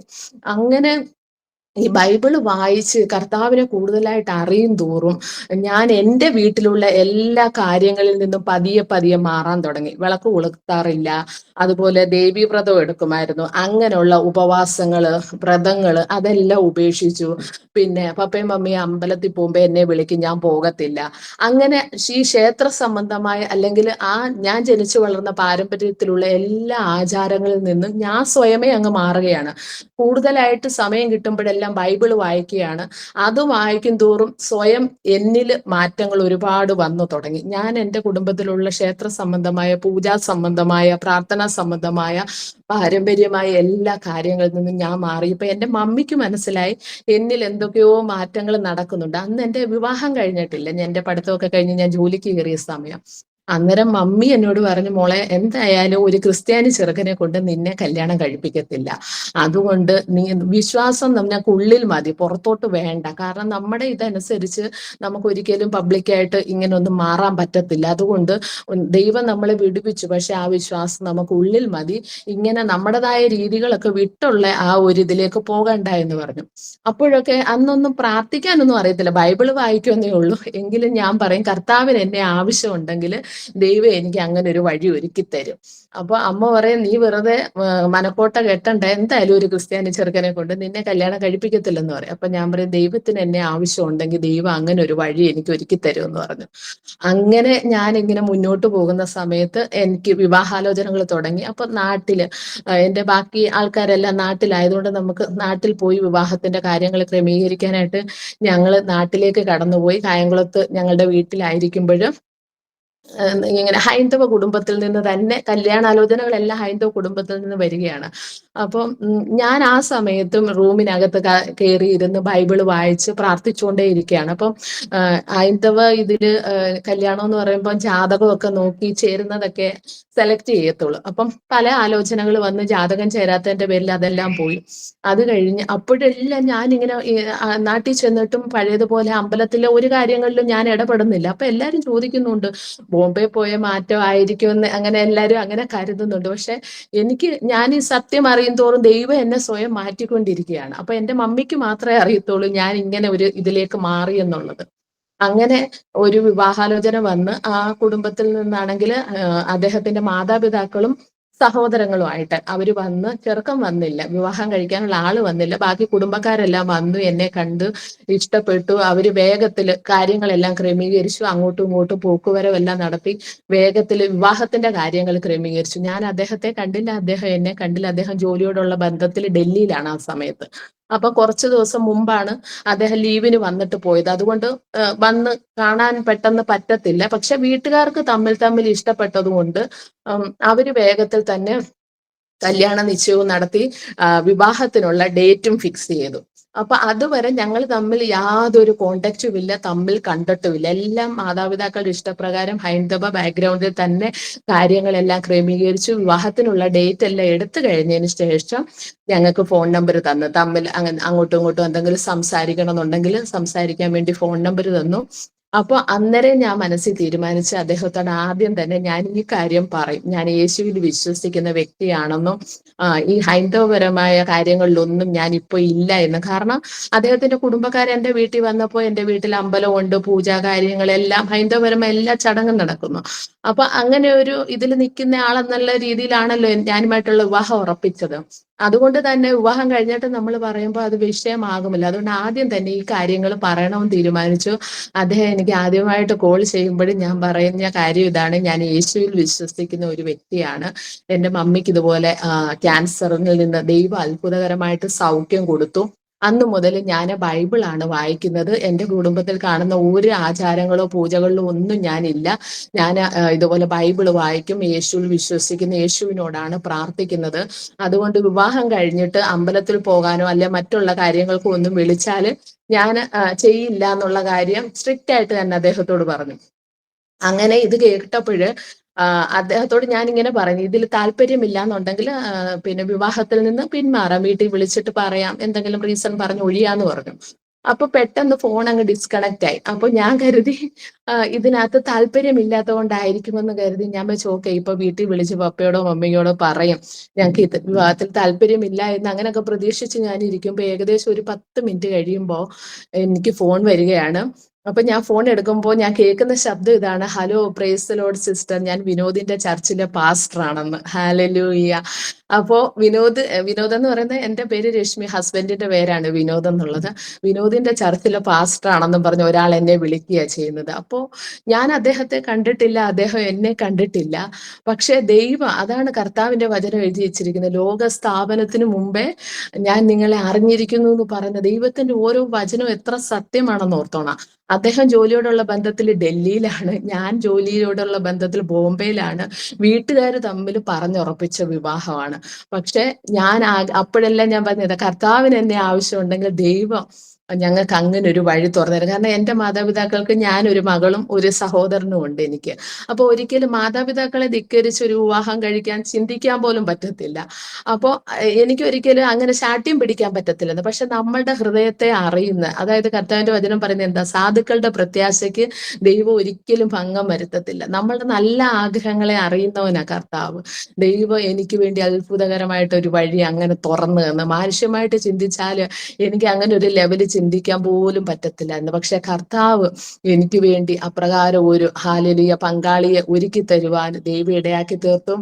അദ്ദേഹത്തിന്റെ സാക്ഷ്യം വളരെ അനുഗ്രഹിക്കപ്പെട്ടതാണ്. അദ്ദേഹം യേശുവിനെ അറിവാനുണ്ടായ കാരണം വെച്ചാല്, അദ്ദേഹം വിവാഹത്തിന് മുമ്പ് ഡൽഹിയിൽ L&T കമ്പനിയിലാണ് വർക്ക് ചെയ്തുകൊണ്ടിരുന്നത്, കൺസ്ട്രക്ഷൻ സൈറ്റിൽ. അവിടെ വർക്ക് ചെയ്യുന്ന സമയത്ത് ഇതുപോലെ അദ്ദേഹത്തിന് നാട്ടിൽ വരേണ്ടതായിട്ട് ഒരു ആവശ്യമുണ്ടായിരുന്നു. അപ്പൊ അദ്ദേഹം ഓഫീസിൽ ചെന്ന് ലീവ് ലെറ്റർ കൊടുക്കുമ്പോഴും അദ്ദേഹത്തിന്റെ മാനേജർ അദ്ദേഹത്തോട് പറഞ്ഞു: നാട്ടിൽ ഒരാഴ്ചത്തേക്ക് പോവല്ലേ, അപ്പം നീ ചെയ്യുന്ന വർക്ക് ആരെങ്കിലും ഒരാളെ ഉത്തരവാദിത്തമായിട്ട് പറഞ്ഞേൽപ്പിച്ചിട്ട് വേണം പോകാൻ. അങ്ങനെ വർക്ക് പറഞ്ഞേൽപ്പിക്കാൻ വേണ്ടി അദ്ദേഹം സൈറ്റിലേക്ക് പോയി. കൺസ്ട്രക്ഷൻ സൈറ്റ് ആണ്. അപ്പൊ അദ്ദേഹത്തിന്റെ കൂടെ ജോലി ചെയ്യുന്ന ജൂനിയറുമായിട്ട് അവർ രണ്ടുപേരും കൂടെ അവിടെ നിന്ന് അവരുടെ വർക്ക് സംബന്ധമായ കാര്യങ്ങൾ ഇങ്ങനെ ചർച്ച ചെയ്യുമ്പോൾ അദ്ദേഹം നിൽക്കുന്നതിന്റെ സൈഡിലായിട്ട് ഏകദേശം ഒരു 3.5 ടൺ വെയിറ്റ് ഉള്ള വലിയൊരു കോൺക്രീറ്റ് പില്ലർ അതിങ്ങനെ വാർത്തിട്ട് അവിടെ ഇങ്ങനെ ചാരി വെച്ചിരിക്കുക. അപ്പൊ അതിന്റെ സൈഡിൽ നിന്നാണ് ഇവരിങ്ങനെ ഈ കാര്യങ്ങൾ ഡിസ്കസ് ചെയ്തുകൊണ്ട് നിൽക്കുമ്പോഴും അവിടെ വർക്ക് ചെയ്തുകൊണ്ടിരുന്ന ഒരു ക്രെയിൻ ഇങ്ങനെ ബാക്കിലോട്ട് എടുക്കുന്ന സമയത്ത് ഈ പില്ലറിൽ വന്ന് തട്ടിയിട്ട് ഈ 3.5 ടൺ വെയിറ്റ് ഉള്ള പില്ലർ മറിഞ്ഞിട്ട് ഇദ്ദേഹം അതിന്റെ സൈഡിൽ നിൽക്കുകയായിരുന്നു. ഈ പില്ലർ വന്ന് അദ്ദേഹത്തിന്റെ കാലിലോട്ടാണ് അടിച്ചു വീണത്. അടിച്ചു വീണ് കഴിഞ്ഞപ്പോൾ ആൾ അടിയിലേക്കായിപ്പോയി, ഈ പില്ലർ മുകളിലും. അപ്പോൾ ഈ വെയിറ്റ് കാരണം, ഈ 3.5 ടണ്ണുള്ള പില്ലർ എന്ന് വെച്ചാൽ മനുഷ്യർക്ക് പൊക്കാൻ പറ്റത്തില്ല. വേറെ ഒരു ക്രെയിൻ വന്നിട്ട് ഈ പില്ലർ എടുത്ത് മാറ്റിയതിന് ശേഷമാണ് ആളിനെ എടുക്കുന്നത്. ആ സമയത്ത് അദ്ദേഹത്തിന്റെ അവസ്ഥ എന്ന് പറഞ്ഞാൽ, ഈ പില്ലർ മാറ്റിയിട്ട് നോക്കുമ്പോഴും അദ്ദേഹത്തിന്റെ കാലിന്റെ മുട്ടിന്റെ ഭാഗം വെച്ച് താഴോട്ട് ശരീരത്തിൽ നിന്ന് വേർപെട്ടു പോയി. 2 മുട്ടുകളും ശരീരത്തിൽ നിന്ന് വേർപെട്ട അവസ്ഥയായിരുന്നു. ഈ മുട്ടിന് താഴെയുള്ള അസ്ഥി ഉണ്ടല്ലോ, അതങ്ങ് പൗഡർ പോലെ തവിട് പൊടിയായിപ്പോയി. എന്നിട്ട് മാംസം ഇങ്ങനെ ചതഞ്ഞ് നിലത്തോട് ഇങ്ങനെ ചതഞ്ഞ് ചേർന്നിരിക്കുന്ന ഒരു അവസ്ഥയായിരുന്നു. കാലെന്ന് പറയാൻ ഇല്ല, ഷേപ്പേ ഇല്ലായിരുന്നു. ഇവര് പെട്ടെന്ന് അദ്ദേഹത്തെ വേഗത്തിൽ വലിച്ചെടുത്തപ്പോൾ ഈ കാല് മുട്ടിന്റെ ഭാഗം വെച്ച് രണ്ടും അടർന്നു മാറിപ്പോയി. എന്നിട്ട് ആളിനെ വേറെയും ഈ കാലെന്ന് പറയുന്ന കാല് ഷേപ്പില്ല, ഭാഗങ്ങള് ഈ ചതഞ്ഞരഞ്ഞ മാംസ കഷ്ണങ്ങളും എല്ലും എല്ലാം കൂടെ വാരി കൂട്ടി ആളിനെ വേറെ ഈ കാല് വേറെ ആയിട്ടാണ് ഹോസ്പിറ്റലിലേക്ക് കൊണ്ടുപോകുന്നത്. പെട്ടെന്ന് തന്നെ അവർ ഹോസ്പിറ്റലിലേക്ക് കൊണ്ടുചെന്നു. അവിടെ ചെല്ലുമ്പോഴും വളരെ വിദഗ്ധനായ ഒരു ഡോക്ടറുടെ അടുത്താണ് കൊണ്ടുപോയത്. അദ്ദേഹം ഈ അവസ്ഥ കണ്ടപ്പം, ഈ കാലിന്റെ അപ്പോഴത്തെ ആ ഒരു അവസ്ഥ കണ്ടപ്പോൾ അദ്ദേഹം പറഞ്ഞു, ഈ കാല് ഒരിക്കലും നമുക്ക് ചേർത്ത് വെക്കാൻ പറ്റത്തില്ല. കാരണം എന്ന് വെച്ച് കഴിഞ്ഞാൽ അസ്ഥി ഇല്ല, അസ്ഥി തവിട് പൊടിയായിപ്പോയി. നമ്മുടെ ഈ മുട്ടിന് താഴെയുള്ള രണ്ട് വലിയ അസ്ഥി എന്ന് പറയാൻ ഇല്ല, അത് കാണാൻ പോലും ഇല്ല, തവിട് പൊടിയായിപ്പോയി. പിന്നെ ഈ മാംസമാണെങ്കിൽ ചതഞ്ഞരഞ്ഞ് കാലിന്റെ ഷേപ്പും ഇല്ല. ഇപ്പൊ അത് മാത്രമല്ല, ഈ മാംസം എല്ലാം സൈറ്റ് അല്ലേ, സിമെന്റും പൊടിയും മണ്ണും ബ്ലഡും എല്ലാം കൂടെ ഇങ്ങനെ കുഴഞ്ഞ ഒരു പരുവത്തില. അപ്പം അദ്ദേഹം പറഞ്ഞു, ഇത് നമ്മൾ എത്ര ക്ലീൻ ചെയ്താലും ഒരു മണ്ണിന്റെ തരിയാണെങ്കിലും ഇരുന്നാൽ അത് ഇൻഫെക്ഷൻ ആയി പോകും. അപ്പൊ ഇത് ക്ലീൻ ചെയ്യുക, അല്ലെങ്കിൽ ഇതിനെ ഇനി ഒരു കാലിന്റെ ഷേപ്പിലേക്ക് ആക്കി ഈ ശരീരത്തിൽ ചേർത്ത് വെക്കുക എന്ന് പറഞ്ഞാൽ അസാധ്യമാണ്. പക്ഷെ അന്ന് അദ്ദേഹത്തിന്റെ വിവാഹം കഴിയാത്ത സമയമായതുകൊണ്ട്, വിവാഹം കഴിയാത്ത ഒരു ചെറുപ്പക്കാരനായതുകൊണ്ട് ആ ഡോക്ടർക്ക് ഒരു മനസ്സലിവ് തോന്നിയിട്ട് അദ്ദേഹം പറഞ്ഞു, നമുക്കൊരു കാര്യം ചെയ്യാം, ഈ 2 ദിവസം ഒബ്സർവേഷനിൽ നമുക്ക് വെക്കാം, ഈ കാല് നമുക്ക് മരുന്നുകളൊക്കെ വെച്ചൊന്ന് ക്ലീൻ ചെയ്ത് നോക്കാം, എന്തെങ്കിലും ഒരു പ്രതീക്ഷയ്ക്ക് വകയുണ്ടെങ്കിൽ നമുക്ക് ബാക്കി കാര്യങ്ങൾ ക്രമീകരിക്കാന്ന് പറഞ്ഞ് അങ്ങനെ അദ്ദേഹത്തെ അവിടെ ഹോസ്പിറ്റലിൽ അഡ്മിറ്റ് ചെയ്തു. എന്നിട്ട് അദ്ദേഹത്തെ ഇങ്ങനെ ബെഡിൽ കിടത്തിയിട്ട് സൈഡിൽ ഒരു സ്റ്റാൻഡിൽ ഈ കാലുകൾ, ഈ മാംസം എല്ലാം കൂടെ ചേർത്ത് ഒരു കാലിന്റെ ഷേപ്പ് ആക്കി അവരിങ്ങനെ വെച്ചിരിക്കുകയാണ്, 2 കാലുകൾ. എന്നിട്ട് ഡെയിലി രാവിലെയും വൈകുന്നേരവും നേഴ്സുമാർ വന്നിട്ട് ഇങ്ങനെ മരുന്നുകളൊക്കെ ഒഴിച്ച് അത് നന്നായിട്ട് ഇങ്ങനെ ക്ലീൻ ചെയ്യും. അപ്പൊ 2 ദിവസമായി. അപ്പൊ ഡോക്ടർ വന്ന് നോക്കുന്നുണ്ട്. അപ്പൊ ഒരുവിധം കാല് ക്ലീൻ ആയി വരുന്നുണ്ട്. ബട്ട് ഇതാണെന്നുണ്ടെങ്കിൽ ബ്ലഡ് സർക്കുലേഷൻ ഇല്ലല്ലോ, ശരീരത്തിൽ നിന്ന് വേർപെട്ടിരിക്കുകയാണ്. അതുകൊണ്ട് തന്നെ 2 ദിവസം കഴിഞ്ഞപ്പോഴത്തേക്ക് ഇതിന്റെ നിറം ഒരു മഞ്ഞ നിറമായി, ഈ കാലിന്റെ നിറം മഞ്ഞ നിറമായിട്ട് പിന്നെ ഈ സ്മെല്ല് വരാൻ തുടങ്ങി അതിൽ നിന്ന്. അപ്പം കാല് ചത്തിരിക്കുകയാണല്ലോ, ശരീരത്തിൽ നിന്ന് വേർപെട്ടിരിക്കുകയല്ലേ, അപ്പൊ സ്മെല്ല് വരാൻ തുടങ്ങി. അപ്പോൾ അന്ന് വൈകുന്നേരം ഡോക്ടർ വന്നിട്ട് ഈ കാലിന്റെ അവസ്ഥ കണ്ടപ്പം പുള്ളിക്ക് ഒരുപാട് വിഷമമായി. അപ്പോൾ ഡോക്ടർ പുള്ളിയോട് തന്നെ, വിനോദിനോട് തന്നെ പറയാണ്, സോറി വിനോദ്, നമുക്ക് ഈ കാല് കിട്ടത്തില്ല, ഇത് നമുക്ക് കുഴിച്ചു മൂടാനേ പറ്റത്തുള്ളൂ, ഇത് ഒരിക്കലും ശരീരത്തിൽ ചേർത്ത് വെക്കാൻ പറ്റത്തില്ല, ഞങ്ങൾ മാക്സിമം ട്രൈ ചെയ്ത്, പക്ഷെ പ്രതീക്ഷയ്ക്ക് ഒരു വകയില്ലെന്ന് പറഞ്ഞു. അപ്പോൾ അദ്ദേഹത്തോട് തന്നെ നേരിട്ട് പറഞ്ഞു. അപ്പോൾ അവരും കൈയൊഴിയുകയാണ്, കാരണം ഇനി 2 കാലും ചേർത്ത് വെക്കാൻ പറ്റത്തില്ല എന്ന് അവർ നേരിട്ട് പറഞ്ഞു. അപ്പോൾ ഇത് പറഞ്ഞിട്ട്, അപ്പൊ ഈ ശരീരത്തിൽ നിന്ന് ഇങ്ങനെ അടർന്നു പോയതല്ലേ, അപ്പൊ ബാക്കി ഭാഗങ്ങൾ മുട്ടിന്റെ ഭാഗത്തായിട്ട് ഇങ്ങനെ കിടപ്പുണ്ട്. അപ്പൊ ഡോക്ടർ പറഞ്ഞു, നാളെ രാവിലെ നമുക്ക് മുട്ടിന്റെ ഭാഗം വെച്ച് കറക്റ്റായിട്ട് കട്ട് ചെയ്തിട്ട് ഈ സ്മെല്ല് വെച്ച് തുടങ്ങിയ കാല് നമുക്ക് എടുത്ത് മാറ്റിയേക്കാം, അത് കുഴിച്ചു മൂടാം, ഇനി ഒരു പ്രതീക്ഷയില്ല എന്ന് പറഞ്ഞ് പിറ്റേ ദിവസം രാവിലെ ഓപ്പറേഷനുള്ള കാര്യങ്ങളെല്ലാം ഫിക്സ് ചെയ്തിട്ട് ഡോക്ടർ റൂമിൽ നിന്ന് അങ്ങ് പോയി. അപ്പോൾ അദ്ദേഹത്തിന്റെ ആ ഒരു അവസ്ഥ ചിന്തിച്ചു നോക്കൂ, വിവാഹം കഴിഞ്ഞിട്ടില്ല, ഈ ആക്സിഡന്റ് മൂലം ജോലി ഇനി ചെയ്യാൻ പറ്റുമോ എന്നറിയത്തില്ല. അപ്പോൾ അദ്ദേഹത്തിന് വളരെ വിഷമം ഉണ്ടായി, കാരണം അതുവരെ ഒരു പ്രതീക്ഷ ഉണ്ടായിരുന്നു, ഒരു കാലെങ്കിലും തിരിച്ചു കിട്ടും എന്നുള്ളത്. പക്ഷെ ഒന്നും ചെയ്യാൻ പറ്റത്തില്ലെന്ന് ഡോക്ടർ കൈ ഒഴിഞ്ഞപ്പോൾ അദ്ദേഹം വാവിട്ടങ്ങ് നിലവിളിച്ചു ആ ഹോസ്പിറ്റൽ. കാരണം അദ്ദേഹം എങ്ങനെ ഇങ്ങനെ ജീവിക്കുന്നതിലും ഭേദം മരിക്കുകയാണ് നല്ലത്. കാരണം ജോലിയില്ല, 2 കാലില്ലാതെ എങ്ങനെ ജീവിക്കും, ഇനി ഒരു ജീവിതവും ഇല്ല, അങ്ങനെ ചിന്തിച്ചപ്പോൾ മരിക്കുന്നത്. അപ്പോഴാണ് അദ്ദേഹത്തിന് മനസ്സിലാകുന്നത്, എനിക്കൊന്ന് ആത്മഹത്യ ചെയ്യണമെങ്കിലും ഒരാളുടെ സഹായം വേണം, കാരണം മുട്ടിന് താഴോട്ട് കാലില്ല, ഒരാളുടെ സഹായമില്ലാതെ ബെഡിൽ ഒന്ന് എഴുന്നേറ്റിരിക്കാൻ പോലും പറ്റത്തില്ല.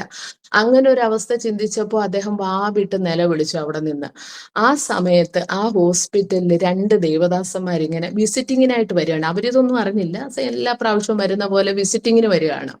ഹോസ്പിറ്റലിൽ വിസിറ്റിങ്ങിനായിട്ട് വരുമ്പോൾ അവിടെ ഒരു നേഴ്സ് ആന്റി വർക്ക് ചെയ്യുന്നുണ്ട്. അപ്പം വിനുവേട്ടന്റെ റൂമിൽ പുള്ളിക്കാരിക്കാണ് ഡ്യൂട്ടി. അപ്പോൾ ഈ ദേവദാസന്മാരിങ്ങനെ വന്ന്, അപ്പൊ ഈ ആന്റി അവരുടെ ചർച്ചിലെ മെമ്പറാണ്. അപ്പോഴേ ഇവര് തമ്മിൽ സംസാരിക്കുന്ന ടൈമിൽ ഈ സിസ്റ്റർ പറഞ്ഞ്, ഇതുപോലെ ഒരു മലയാളി പയ്യൻ ഇതുപോലെ ആക്സിഡന്റ് ആയിട്ട് നമ്മുടെ ഈ ഹോസ്പിറ്റലിൽ കൊണ്ടുവന്നിട്ടുണ്ട്, നമുക്ക് ജസ്റ്റ് ഒന്ന് പോയി പ്രാർത്ഥിക്കാം, പുള്ളിക്കാരന് വേണ്ടി പ്രാർത്ഥിക്കാന്ന് പറഞ്ഞിട്ട് ഈ ആന്റി ആണെങ്കിൽ ഈ 2 ദേവദാസന്മാരെയും കൂട്ടി അദ്ദേഹം കിടക്കുന്ന റൂമിൽ വന്ന്. അവിടെ വന്നപ്പം ഈ പാസ്റ്റർ, ഈ 2 പേരും വിനുവേട്ടനുമായിട്ട് സംസാരിച്ച് കാര്യങ്ങളൊക്കെ തിരക്കി, ആക്സിഡന്റ് എങ്ങനെ ഉണ്ടായ എല്ലാ കാര്യങ്ങളും പറഞ്ഞു. അങ്ങനെ പറഞ്ഞിട്ട് അത് കഴിഞ്ഞപ്പോൾ യേശുവിനെ അറിയാമോ എന്ന് ചോദിച്ചു. അപ്പം യേശു എന്ന് പറഞ്ഞാൽ ഇപ്പൊ ഹൈന്ദവരാണെങ്കിൽ യേശു എന്ന് പറഞ്ഞാൽ എല്ലാവർക്കും അറിയാമല്ലോ. അപ്പൊ യേശുവിനെ അറിയാമോ എന്ന് ചോദിച്ചപ്പോ അദ്ദേഹം പെട്ടെന്ന് പറഞ്ഞു, എനിക്കറിയാം, ക്രിസ്ത്യാനികളുടെ ദൈവമല്ലേ യേശു എന്നിങ്ങനെ ചോദിച്ചു. അപ്പോ കർത്താവിന്റെ ദാസൻ പറഞ്ഞ, യേശു ക്രിസ്ത്യാനികളുടെ ദൈവമല്ല, യേശു ലോകത്തിന്റെ രക്ഷിതാവാണെന്നും മനുഷ്യരുടെ പാപങ്ങളെ പോക്കി ദൈവവുമായിട്ട് അടുപ്പിക്കാൻ വേണ്ടി, അതായത് പാപം ചെയ്ത് നിത്യജീവനെ നശിപ്പിച്ച ആ മനുഷ്യർക്ക് വേണ്ടി യേശുവിന്റെ ക്രൂശിത യാഗത്തിലൂടെ അവരെ ആ നിത്യജീവനിലേക്ക് കൊണ്ടുവരുവാനായിട്ട് സകല മാനവരാശിയുടെയും പാപങ്ങളെ പോക്കാനാ കർത്താവ് ക്രൂശിക്കപ്പെട്ട, അങ്ങനെയുള്ള സത്യസുവിശേഷം അദ്ദേഹത്തോട് പറഞ്ഞു. അപ്പം അദ്ദേഹം ചോദിച്ചു, ഞാനൊരു ഹൈന്ദവ ബാക്ക്ഗ്രൗണ്ടിൽ ജനിച്ചു വളർന്ന് എനിക്ക് വേണ്ടി ദൈവം എന്തെങ്കിലും പ്രവർത്തിക്കുമോ എന്ന് ചോദിച്ചു. പറഞ്ഞു, അദ്ദേഹത്തിന്റെ മനസ്സിൽ ഡൗട്ട് എന്തായിരുന്നെന്ന് വെച്ചാൽ, അന്ന് വരെ അദ്ദേഹം രാവിലെയും വൈകുന്നേരം വിളക്ക് കൊളുത്തുമായിരുന്നു, സമയം കിട്ടുമ്പോഴൊക്കെ അമ്പലങ്ങളിൽ പോയി പ്രാർത്ഥിക്കുകയൊക്കെ ചെയ്ത ഒരു വ്യക്തിയായിരുന്നു. പക്ഷെ അദ്ദേഹത്തിന്റെ ഇപ്രകാരമുള്ള ഒരു അവസ്ഥയിൽ ഈ പറഞ്ഞ ഒരു ദൈവങ്ങളും രക്ഷിക്കാൻ വരാതിരുന്നപ്പോൾ ഒരു ഹൈന്ദവ ബാക്ക്ഗ്രൗണ്ടിൽ ജനിച്ച എന്റെ ഹാലേലിയ അവസ്ഥയ്ക്ക് മാറ്റം വരുത്തുവാൻ യേശുവിന് കഴിയുമോ, അല്ലെങ്കിൽ യേശു എന്റെ പ്രാർത്ഥന കേൾക്കുമോ, എനിക്ക് വിടുതൽ തരുമോ എന്നൊക്കെയുള്ള ഒരു ഡൗട്ട് അദ്ദേഹത്തിന്റെ മനസ്സിലുണ്ടായിരുന്നു. അപ്പോൾ ഈ ദേവദാസന്മാർ അദ്ദേഹത്തോട് പറഞ്ഞ്, സഹോദര, നിങ്ങൾ വിശ്വസിച്ചാല് ദൈവത്തിന്റെ മഹത്വം കാണുമെന്ന് പറഞ്ഞു. അങ്ങനെ അദ്ദേഹം ഹാലേലിയ പറഞ്ഞ്, അങ്ങനെ നിങ്ങൾ പറയുന്ന യേശു അത്ഭുതങ്ങളുടെ ദൈവമാണെങ്കിൽ ഹാലേലിയ എനിക്ക് നഷ്ടപ്പെടുമെന്ന് പറഞ്ഞ ഈ രണ്ടും വേണ്ട, ഒരു കാലാണെങ്കിലും മതി, തിരിച്ചു തരുമോ എന്ന് ചോദിച്ചു. അപ്പോൾ വീണ്ടും ദേവദാസന്മാർ പറഞ്ഞു, സഹോദര, നീ വിശ്വസിക്കാൻ തയ്യാറാവുകയാണെങ്കിൽ ദൈവം നിനക്ക് വേണ്ടി അത്ഭുതം ചെയ്യുമെന്ന് പറഞ്ഞു.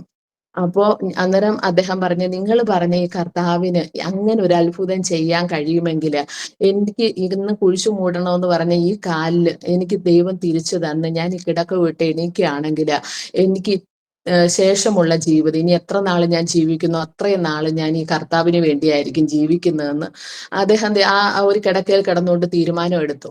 അങ്ങനെ തീരുമാനം എടുത്തപ്പോൾ ഈ ദൈവദാസന്മാര് പറഞ്ഞു, ഓക്കെ സഹോദര, നിങ്ങൾ സ്തോത്രം പറഞ്ഞിരിക്കും, ഞങ്ങൾ നിങ്ങൾക്ക് വേണ്ടി പ്രാർത്ഥിക്കാമെന്ന് പറഞ്ഞു. അപ്പൊ സ്തോത്രം എന്ന് പറഞ്ഞാൽ അതിന്റെ അർത്ഥം എന്താണെന്ന് പോലും ആ സമയത്ത് അദ്ദേഹത്തിന് അറിയില്ല.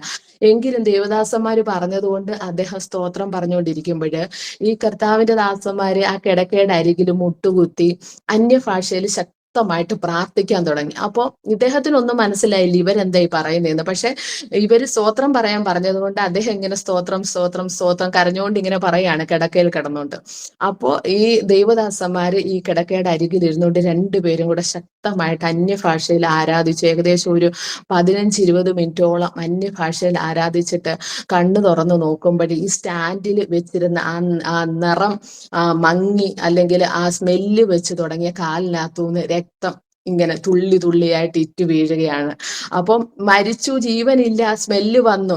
നമ്മൾ വായിച്ചിട്ടുണ്ട് ലാസറൊക്കെ 4 ദിവസം നാറ്റം വെച്ചു. അതുപോലെ തന്നെ നാറ്റം വെച്ച് ഡോക്ടർ കുഴിച്ചു മൂടാൻ പറഞ്ഞിട്ട് പോയ കാലാണ്. ഈ ദൈവദാസന്മാർ ശക്തമായിട്ട് അന്യഭാഷയിൽ പ്രാർത്ഥിച്ചിട്ട് കണ്ണു തുറന്ന് നോക്കുമ്പോൾ ഈ കാലിൽ നിന്ന് ബ്ലഡ് ഇങ്ങനെ ഇറ്റിറ്റിറ്റ് വീഴുകയാണ്. പെട്ടെന്ന് ഇവര് ഈ നേഴ്സ് കൂടെ ഉണ്ടായിരുന്ന നേഴ്സ് വേഗം പോയി ഡോക്ടേഴ്സിനെ വിളിച്ചു. അവരെല്ലാം കൂടെ വേഗം വന്ന് പുള്ളിയെ പെട്ടെന്ന് ഓപ്പറേഷൻ തിയേറ്ററിലേക്ക് ഷിഫ്റ്റ് ചെയ്തിട്ട് ഏകദേശം 6 മണിക്കൂർ നീണ്ടു നിന്ന ഓപ്പറേഷൻ. കാരണം അസ്ഥി ഇല്ലല്ലോ, കാലിൽ അസ്ഥികളില്ല. അതിന് പകരം 2 കാലിലും സ്റ്റീലിന്റെ റോഡ് ഇട്ടിട്ട് ആ കാല് രണ്ടും ആ ശരീരത്തിൽ ചേർത്ത് വെക്കുവാന് വലിയവനായ ദൈവം കൃപ ചെയ്തു. ഹാലലിയ. കുഴിച്ചു മൂടണം എന്ന് പറഞ്ഞ കാലാണ്. ഹാലലിയ. അതൊരിക്കലും ലഭിക്കത്തില്ലെന്ന് ആ കാലിന്റെ ഒരു വിരലെന്നല്ല, അതിന്റെ ഒരു നഖം പോലും കട്ട് ചെയ്ത് മാറ്റുവാൻ ദൈവം ഇടവരുത്തിയില്ല. ഒരു നഖത്തിന് പോലും പോറലേൽക്കാതെ ആ 2 കാലും ആ ശരീരത്തിൽ ചേർത്ത് വെക്കുവാൻ വലിയവനായ ദൈവം കൃപ ചെയ്തു. ഹല്ലേലൂയ. അന്നത്തെ പ്രാർത്ഥനയിലാണ് ആ അത്ഭുതം നടന്നത്. അങ്ങനെ ഓപ്പറേഷനൊക്കെ കഴിഞ്ഞ് ഏതാനും ചില ദിവസങ്ങളൊക്കെ കഴിഞ്ഞപ്പോൾ ഡോക്ടർ പറഞ്ഞു വാക്കറിന്റെ സഹായത്തോടെ പതിയെ നടന്നു തുടങ്ങാൻ പറഞ്ഞു. അങ്ങനെ അദ്ദേഹം വാക്കറിലൂടെ പതിയെ ഈ റൂമിനകത്ത് ഇങ്ങനെ നടന്നു തുടങ്ങിയപ്പോൾ അദ്ദേഹം അപ്പൊ അന്നേരം വരും ഈ ദേവദാസന്മാര് ഡെയിലി വന്ന് പ്രാർത്ഥിക്കും. അങ്ങനെ ഈ ദേവദാസന്മാരോട് അദ്ദേഹം പറഞ്ഞു, എനിക്ക് ചർച്ചിൽ വരണം, നിങ്ങളുടെ പ്രാർത്ഥനയിൽ വരണമെന്ന് പറഞ്ഞു. അങ്ങനെ ഈ വാക്കറിൽ കുറച്ച് ദിവസം നടന്നു കഴിഞ്ഞപ്പോൾ ഡോക്ടർ പറഞ്ഞു, സ്റ്റിക്കിൽ നടന്നു തുടങ്ങാൻ പറഞ്ഞു. അങ്ങനെ സ്റ്റിക്കിൽ പതിയെ അധികം ബലം കൊടുക്കാൻ പറ്റത്തില്ല, എന്നാലും നടക്കാം, അത്യാവശ്യം നടക്കാം. അങ്ങനത്തെ ഒരു ഇതിലായപ്പോൾ അദ്ദേഹം പറഞ്ഞു എനിക്ക് ചർച്ചിൽ വരണമെന്ന് പറഞ്ഞ് അങ്ങനെ ഈ ദേവദാസന്മാർ അദ്ദേഹത്തെ ആദ്യമായിട്ട് ചർച്ചിലേക്ക് കൊണ്ടുപോയി. അങ്ങനെ അവിടെ ചെല്ലുമ്പോൾ ആദ്യമാണ് അങ്ങനെ ഒരു കൂട്ടായ്മയിൽ ആദ്യമായിട്ട് ചെല്ലുകയാണ്. അപ്പം അവിടെ ചെല്ലുമ്പോൾ അദ്ദേഹം ആരെയും പരിചയമില്ലാത്തത് കൊണ്ട് തന്നെ ഏറ്റവും പുറവിൽ ബാക്കിലായിട്ട് പോയിരുന്നു. അപ്പോൾ അന്ന് അദ്ദേഹം ചെല്ലുന്ന സമയത്ത് ആ ചർച്ചിലാണെങ്കിൽ ഉപവാസ പ്രാർത്ഥന നടക്കുകയാണ്, ഫാസ്റ്റിംഗ് പ്രയർ. അതുകൊണ്ട് തന്നെ ഒരു ഗസ്റ്റ് പാസ്റ്റർ ഉണ്ട് അവിടെ അന്നത്തെ വചന ശുശ്രൂഷയ്ക്ക്. അപ്പൊ ഇദ്ദേഹം ചെന്ന് ഏറ്റവും ബാക്കിൽ ഇരിക്കുമ്പോൾ ആ ഗസ്റ്റായിട്ട് വന്ന ദേവദാസന് ശക്തമായിട്ട് ദൈവവചനം ശുശ്രൂഷിച്ചുകൊണ്ടിരിക്കുക. പെട്ടെന്ന് അദ്ദേഹത്തിന് ആത്മാവ് പ്രേരണ കൊടുത്ത് ബാക്കിൽ ചെന്ന് ഇദ്ദേഹത്തിന്റെ തലയിൽ കൈവച്ച് ദൂത് പറയാന്. അദ്ദേഹം ആത്മശക്തിയോടെ വന്ന് ഈ ബാക്കിൽ ഇരിക്കുന്ന വിനോട്ടന്റെ തലയിൽ കൈവച്ചിട്ട് പറയാണ്, 3 മാസത്തിനുള്ളിൽ നിന്റെ വിവാഹം നടക്കുമെന്ന്. മാനുഷികമായിട്ട് ചിന്തിച്ചാൽ അസാധ്യമാണ്. കാരണം അദ്ദേഹത്തിന്റെ ഈ ഒരു ആക്സിഡന്റ് ലോകം മൊത്തം ഫേമസ്. അതായത് ആക്സിഡന്റ് എന്ന് പറഞ്ഞാൽ സാധാരണ സംഭവമല്ലല്ലോ, 2 കാലും വേർപെട്ടു പോയതല്ലേ ശരീരത്തിൽ നിന്ന്. അപ്പൊ മാനുഷികമായിട്ട് നമ്മൾ പറയുകയാണെങ്കിൽ ഇപ്പൊ സ്ത്രീധനം ഇല്ലാതെ കെട്ടാന്ന് പറഞ്ഞാൽ പോലും ഒരുവിധപ്പെട്ട മാതാപിതാക്കൾ പെമ്മക്കളെ കൊടുക്കത്തില്ല, കാരണം ഇങ്ങനത്തെ ഒരു അവസ്ഥയായതുകൊണ്ട്. ഒന്നത്. രണ്ടാമത്തേന്ന് പറഞ്ഞു കഴിഞ്ഞാൽ അദ്ദേഹത്തിന്റെ ഈ കാല് ഇൻഫെക്ഷൻ ആകാതിരിക്കാൻ വേണ്ടി സ്റ്റീൽ റോഡൊക്കെ ഇട്ടതല്ലേ, അപ്പോൾ ഇൻഫെക്ഷൻ ആകാതിരിക്കാൻ വേണ്ടി ഹൈ ഡോസ് ആന്റിബയോട്ടിക്കുകൾ കൊടുത്തിരുന്നു.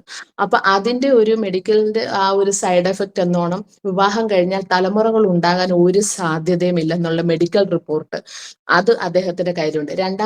മൂന്നാമത്തേന്ന് വെച്ചാൽ അദ്ദേഹത്തിന്റെ ആക്സിഡന്റ് മൂലം ജോലി നഷ്ടപ്പെട്ടു. ഇനി ഒരു ജോലിക്ക് പോകാൻ പറ്റുമോ അല്ലെങ്കിൽ ചെയ്യാൻ പറ്റുമോ എന്നൊക്കെയുള്ള ഒരു ഡൗട്ട്. കാരണം കാലിൽ റോഡ് ഇട്ടേക്കല്ലേ, എത്രത്തോളം ജോലിക്ക് പോകാൻ പറ്റുമെന്നൊന്നും അറിയത്തില്ല. അപ്പൊ ഇങ്ങനെയുള്ള റീസൺ ഒക്കെ വെച്ച് നോക്കുമ്പോൾ മാനുഷികമായിട്ട് അസാധ്യമാണ്. പക്ഷെ ദൈവാത്മാവ് പറയുകയാണ് 3 മാസത്തിനുള്ളിൽ നിന്റെ വിവാഹം നടക്കാൻ പോവുകയാണെന്ന്.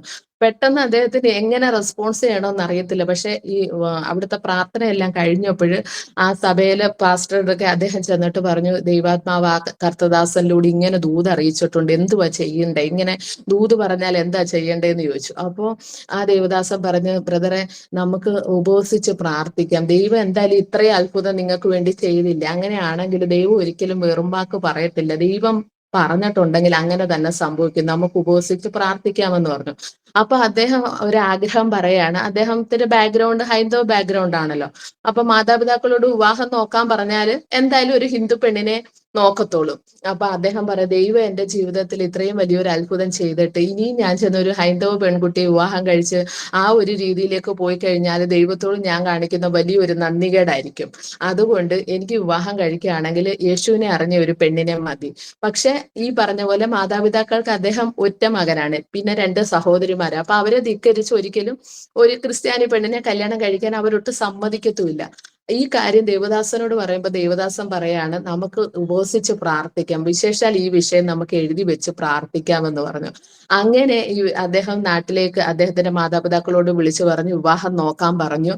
എന്നിട്ട് ഇവരവിടെ ഉപവസിച്ച് പ്രാർത്ഥിക്കുകയാണ്, ഹൈന്ദവ ബാക്ക്ഗ്രൗണ്ടിൽ നിന്ന് യേശുവിനെ അറിഞ്ഞ ഒരു പെണ്ണിനെ തന്നെ വേണം, വിവാഹത്തിന് വേണ്ടി തയ്യാറാകണ്ടേ എന്ന് പറഞ്ഞ് അങ്ങനെ ഉപവസിച്ച് പ്രാർത്ഥിക്കുമ്പോഴാണ് എന്റെ കുടുംബത്തിൽ ബോംബെയിൽ ഇരുന്നുകൊണ്ട് ഞാൻ പ്രാർത്ഥിക്കുകയാണ്, എന്റെ മമ്മിക്ക് ദൈവം കൊടുത്ത സൗഖ്യം കണ്ടിട്ട് മാതാപിതാക്കളുടെ ഇഷ്ടപ്രകാരം യേശുവിനെ അറിഞ്ഞ ഒരു ചെറുക്കനെ എനിക്ക് തരണേന്ന് ഞാൻ പ്രാർത്ഥിക്കണം. അപ്പൊ ദൈവം നമ്മളുടെ പ്രാർത്ഥനകളെ അറിയുന്നു, നമ്മുടെ നല്ല ആഗ്രഹങ്ങളെ അറിയുന്ന ദൈവം. നോക്കിക്കേ, ഞാൻ അദ്ദേഹത്തെ കണ്ടിട്ടില്ല, അദ്ദേഹം എന്നെ കണ്ടിട്ടില്ല, വീട്ടുകാർ തമ്മിൽ ഇഷ്ടപ്പെട്ട് പറഞ്ഞുറപ്പിച്ച വിവാഹം. പക്ഷെ രണ്ടുപേരും 2 ഇടങ്ങളിലും ഇരുന്നു കൊണ്ട് കർത്താവിനെ അറിഞ്ഞ ഒരാളെ പാർട്ട്ണറായിട്ട് വേണമെന്ന് പ്രാർത്ഥിച്ചുകൊണ്ടിരിക്കുന്ന, അങ്ങനെ മാതാപിതാക്കളുടെ ഇഷ്ടപ്രകാരം തന്നെ ഹാലേലൂയ ഞങ്ങൾ ആഗ്രഹിച്ചതുപോലെ യേശുവിൽ വിശ്വസിക്കുന്ന 2 പേർക്ക് വിവാഹം കഴിച്ച് ഒന്നു ചേരാന് ദൈവം ഇടയാക്കി തീർത്തു. അത് 2ാമത്തെ അത്ഭുതമാണ് കർത്താവ് ഞങ്ങളുടെ ജീവിതത്തിൽ ചെയ്തത്. അതിനുശേഷം വിവാഹം കഴിഞ്ഞപ്പോൾ എനിക്ക് അല്പം ധൈര്യമായി. കാരണം വിനുവേട്ടന് ഹസ്ബൻഡിന് കുഴപ്പമില്ലല്ലോ. അപ്പൊ ഞങ്ങൾക്ക് പബ്ലിക്കായിട്ട് 2 പേർക്കൂടെ ഒരുമിച്ച് ചർച്ചിലൊക്കെ പോകാനുള്ള ആ ഒരു ഇത് വന്ന് അങ്ങനെ ഞങ്ങൾ കായംകുളത്ത് ബി മോനച്ചൻ പാസ്റ്ററുടെ ചർച്ചിലാണ് ആദ്യമായിട്ട് ഞങ്ങൾ പോകുന്നത്. അതിനുശേഷം ഞങ്ങൾ വീണ്ടും തിരിച്ച് 2-3 മാസം കഴിഞ്ഞ് ഞങ്ങൾ ഡൽഹിയിലേക്ക് പോയി. എന്നാൽ അവിടെ ചെന്നപ്പോൾ ഈ ആക്സിഡന്റ് ഉണ്ടായത് നിമിത്തം അദ്ദേഹത്തിന് പിന്നെ ജോലിയിൽ കയറാൻ പറ്റത്തില്ലായിരുന്നു. അപ്പൊ ജോലിയൊന്നും ഇല്ലാത്ത ആ ഒരു അവസ്ഥയിൽ അവിടെ ആയിരിക്കുമ്പോഴും എന്റെ വിവാഹത്തിന്റെ സമയത്ത് തന്നെ അദ്ദേഹത്തിന്, അതായത് എന്റെ വിവാഹത്തിന് 4 ദിവസം മുമ്പാണ് ഞങ്ങൾ തമ്മിൽ കണ്ടത്. അപ്പോ അദ്ദേഹത്തിന്റെ അന്നേരത്തെ ഒരു അവസ്ഥ കണ്ടപ്പോൾ എന്റെ വീട്ടുകാർക്കൊക്കെ പെട്ടെന്ന് ഒരു വിഷമം തോന്നി. കാരണം ഉദ്ദേശിച്ചാലും ഒക്കെ കുറച്ചുകൂടെ ഡേഞ്ചർ ആയിരുന്നു അന്നേരത്തെ അവസ്ഥ. ആക്സിഡന്റ് എന്ന് പറഞ്ഞെങ്കിൽ ഇത്രയും പ്രതീക്ഷിച്ചിട്ടില്ലായിരുന്നു. പലരും എന്നോട് ചോദിച്ചിട്ടുണ്ട്, ഈ കാല് വയ്യാത്ത ഒരു വ്യക്തി വിവാഹം കഴിച്ചാൽ നിങ്ങൾ എങ്ങനെ ജീവിക്കും? അത് പ്രായക്കുറവ് അല്ലെങ്കിൽ മെച്യൂരിറ്റി ഇല്ലാത്തതുകൊണ്ടാണ് അങ്ങനെ ഒരു തീരുമാനം എടുത്തത് എന്നൊക്കെ. അപ്പൊ എന്റെ വീട്ടുകാരോടും പലരും ചോദിച്ചു, ആ പെൺകൊച്ചിനെ എന്തിനാ ഇത്ര ചെറുപ്പത്തിലെ കൊണ്ടുപോയി ഇങ്ങനെ ഒരു ഇതൊക്കെ ചെയ്ത് എന്നൊക്കെ പലരും ചോദിച്ചു. പക്ഷെ ദൈവത്തിന് നമ്മളെ ഹാലലിയ, ദൈവത്തിന് നമ്മളെ കുറിച്ച് ഒരു പദ്ധതിയുണ്ട്. ഹാലലിയ, ദൈവം വിശ്വസ്തന, ഒരിക്കലും അവൻ നമ്മളെ വഴിയിൽ ഉപേക്ഷിച്ച് കളയുന്ന ദൈവമല്ല. ഹാലലിയ, വേണമെങ്കിൽ അന്നത്തെ സാഹചര്യത്തില് നല്ലൊരു ബന്ധം അല്ലെങ്കിൽ നല്ലൊരു കുടുംബം തിരഞ്ഞെടുക്കാറുണ്ട്. പക്ഷെ ഞാൻ അദ്ദേഹത്തിൽ കണ്ട ഒരേ ഒരു ക്വാളിറ്റി എന്ന് വെച്ചാൽ അദ്ദേഹം യേശുവിനെ അറിഞ്ഞ ഒരു വ്യക്തിയാണെന്നുള്ള ഒറ്റ ക്വാളിറ്റി. അദ്ദേഹത്തിന് ജോലിയുണ്ടോ, ബാങ്ക് ബാലൻസ് ഉണ്ടോ, വീടുണ്ടോ, ഒന്നും ഞാൻ നോക്കിയില്ല. ഇനി വിവാഹം കഴിച്ചാൽ ജോലി ചെയ്ത് എന്നെ പോറ്റാൻ പറ്റുമോന്നും ഞാൻ ശ്രദ്ധിച്ചില്ല. എനിക്ക് അദ്ദേഹത്തെക്കാളും വിശ്വാസം കർത്താവിനോടായിരുന്നു. ദൈവം എന്നെ ഒരിക്കലും ചതിക്കത്തില്ലെന്നുള്ള ഒരു വിശ്വാസം ഉണ്ടായിരുന്നു. ദൈവം എനിക്ക് അപ്രകാരം തന്നെ അല്പമായ കഷ്ടങ്ങൾ പ്രയാസങ്ങളിലൂടെ ഒക്കെ നമുക്ക് കടന്നു പോകേണ്ടി വന്നു. അങ്ങനെ ആക്സിഡന്റ് ആയി അല്ലെങ്കിൽ കാലിന് ബുദ്ധിമുട്ടുള്ള ഒരു ആളെ വിവാഹം കഴിക്കുമ്പോൾ നമുക്ക് മാനുഷികമായിട്ട് ചിന്തിക്കാവുന്നതേ ഉള്ളൂ. ജോലി ചെയ്യാൻ പറ്റാത്ത അവസ്ഥ, സാമ്പത്തികമായ ബുദ്ധിമുട്ടുകൾ, അതുപോലെ അടിക്കടി ഹോസ്പിറ്റൽ കേസുകൾ, പ്രയാസങ്ങൾ വരുമ്പോഴൊക്കെ നമ്മൾ പെട്ടെന്ന് ഹോസ്പിറ്റലിൽ കൊണ്ടുപോകേണ്ട അവസ്ഥ, അങ്ങനെയൊക്കെ ഒരുപാട് ഘട്ടങ്ങളിലൂടെ നമ്മൾ കടന്നുപോയി. ഹല്ലേലൂയ. അത് കഴിഞ്ഞ് ഏകദേശം ഞങ്ങൾ ഡൽഹിയിലായിരിക്കുന്ന സമയത്ത് പെട്ടെന്ന് അദ്ദേഹത്തിന് കാലിന് ബുദ്ധിമുട്ടുണ്ടായി. ഹോസ്പിറ്റലിലേക്ക് ഞങ്ങൾ കൊണ്ടുചെല്ലുമ്പോൾ ഡോക്ടർ പറഞ്ഞു അദ്ദേഹത്തിന്റെ കാലിലിട്ടിരുന്ന പ്ലേറ്റ് റിമൂവ് ചെയ്യേണ്ട സമയമായി, അതിന്റെ പ്രയാസമാണെന്ന് പറഞ്ഞു. അങ്ങനെ പെട്ടെന്ന് അദ്ദേഹത്തെ ആലലിയ ഓപ്പറേഷൻ തിയേറ്ററിലേക്ക് കൊണ്ടുപോയി. അന്ന് ഞാൻ മാത്രമേ ഉള്ളൂ. എന്റെ വിവാഹം കഴിയുമ്പോൾ എനിക്ക് ഏകദേശം 21 വയസ്സ് പ്രായമാണുള്ളത്. ആ സമയത്ത് ഏകദേശം 2-3 മാസം കഴിഞ്ഞപ്പോഴാണ് ഇങ്ങനൊരവസ്ഥ.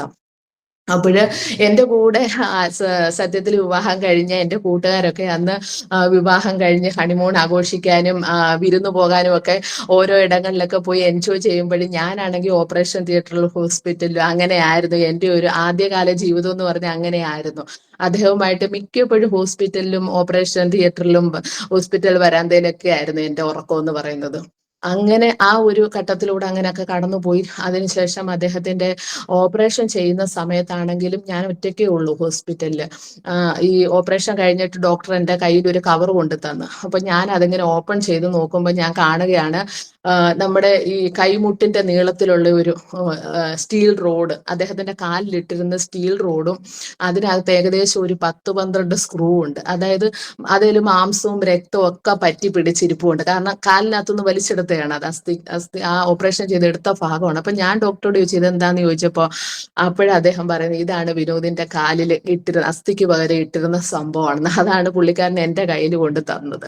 അപ്പൊ അവിടെയൊക്കെ മാനുഷികമായിട്ട് ചിന്തിച്ചാൽ നമ്മൾ തകർന്നു പോകും.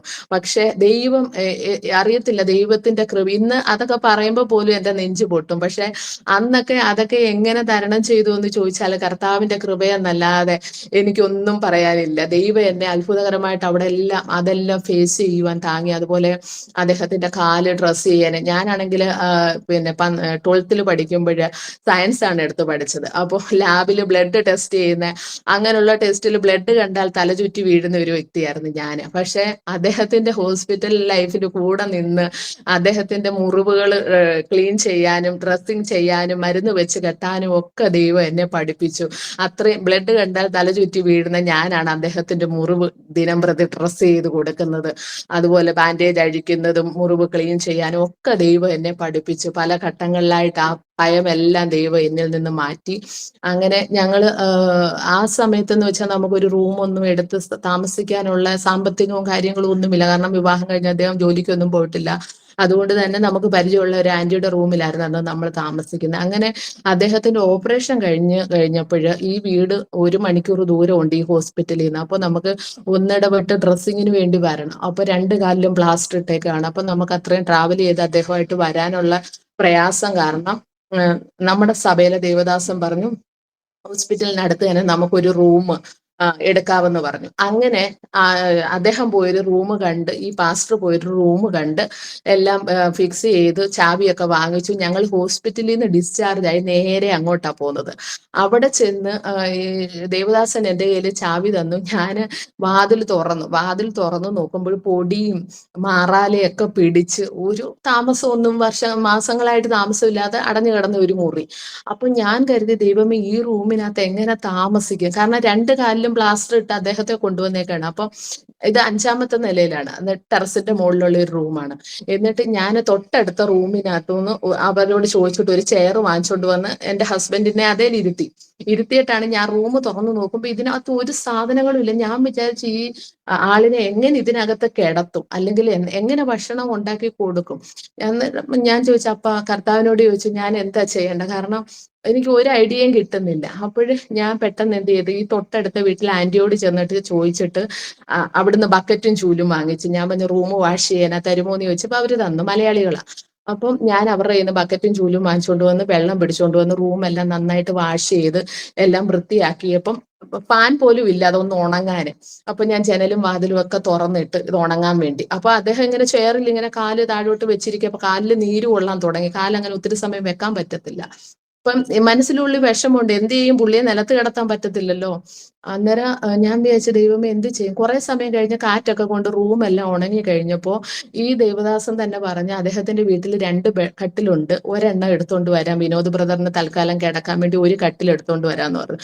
അങ്ങനെ ആ ദേവദാസൻ പോയി അവരുടെ വീട്ടിൽ നിന്ന് ഒരു കട്ടിൽ എടുത്തോണ്ട് വന്നു.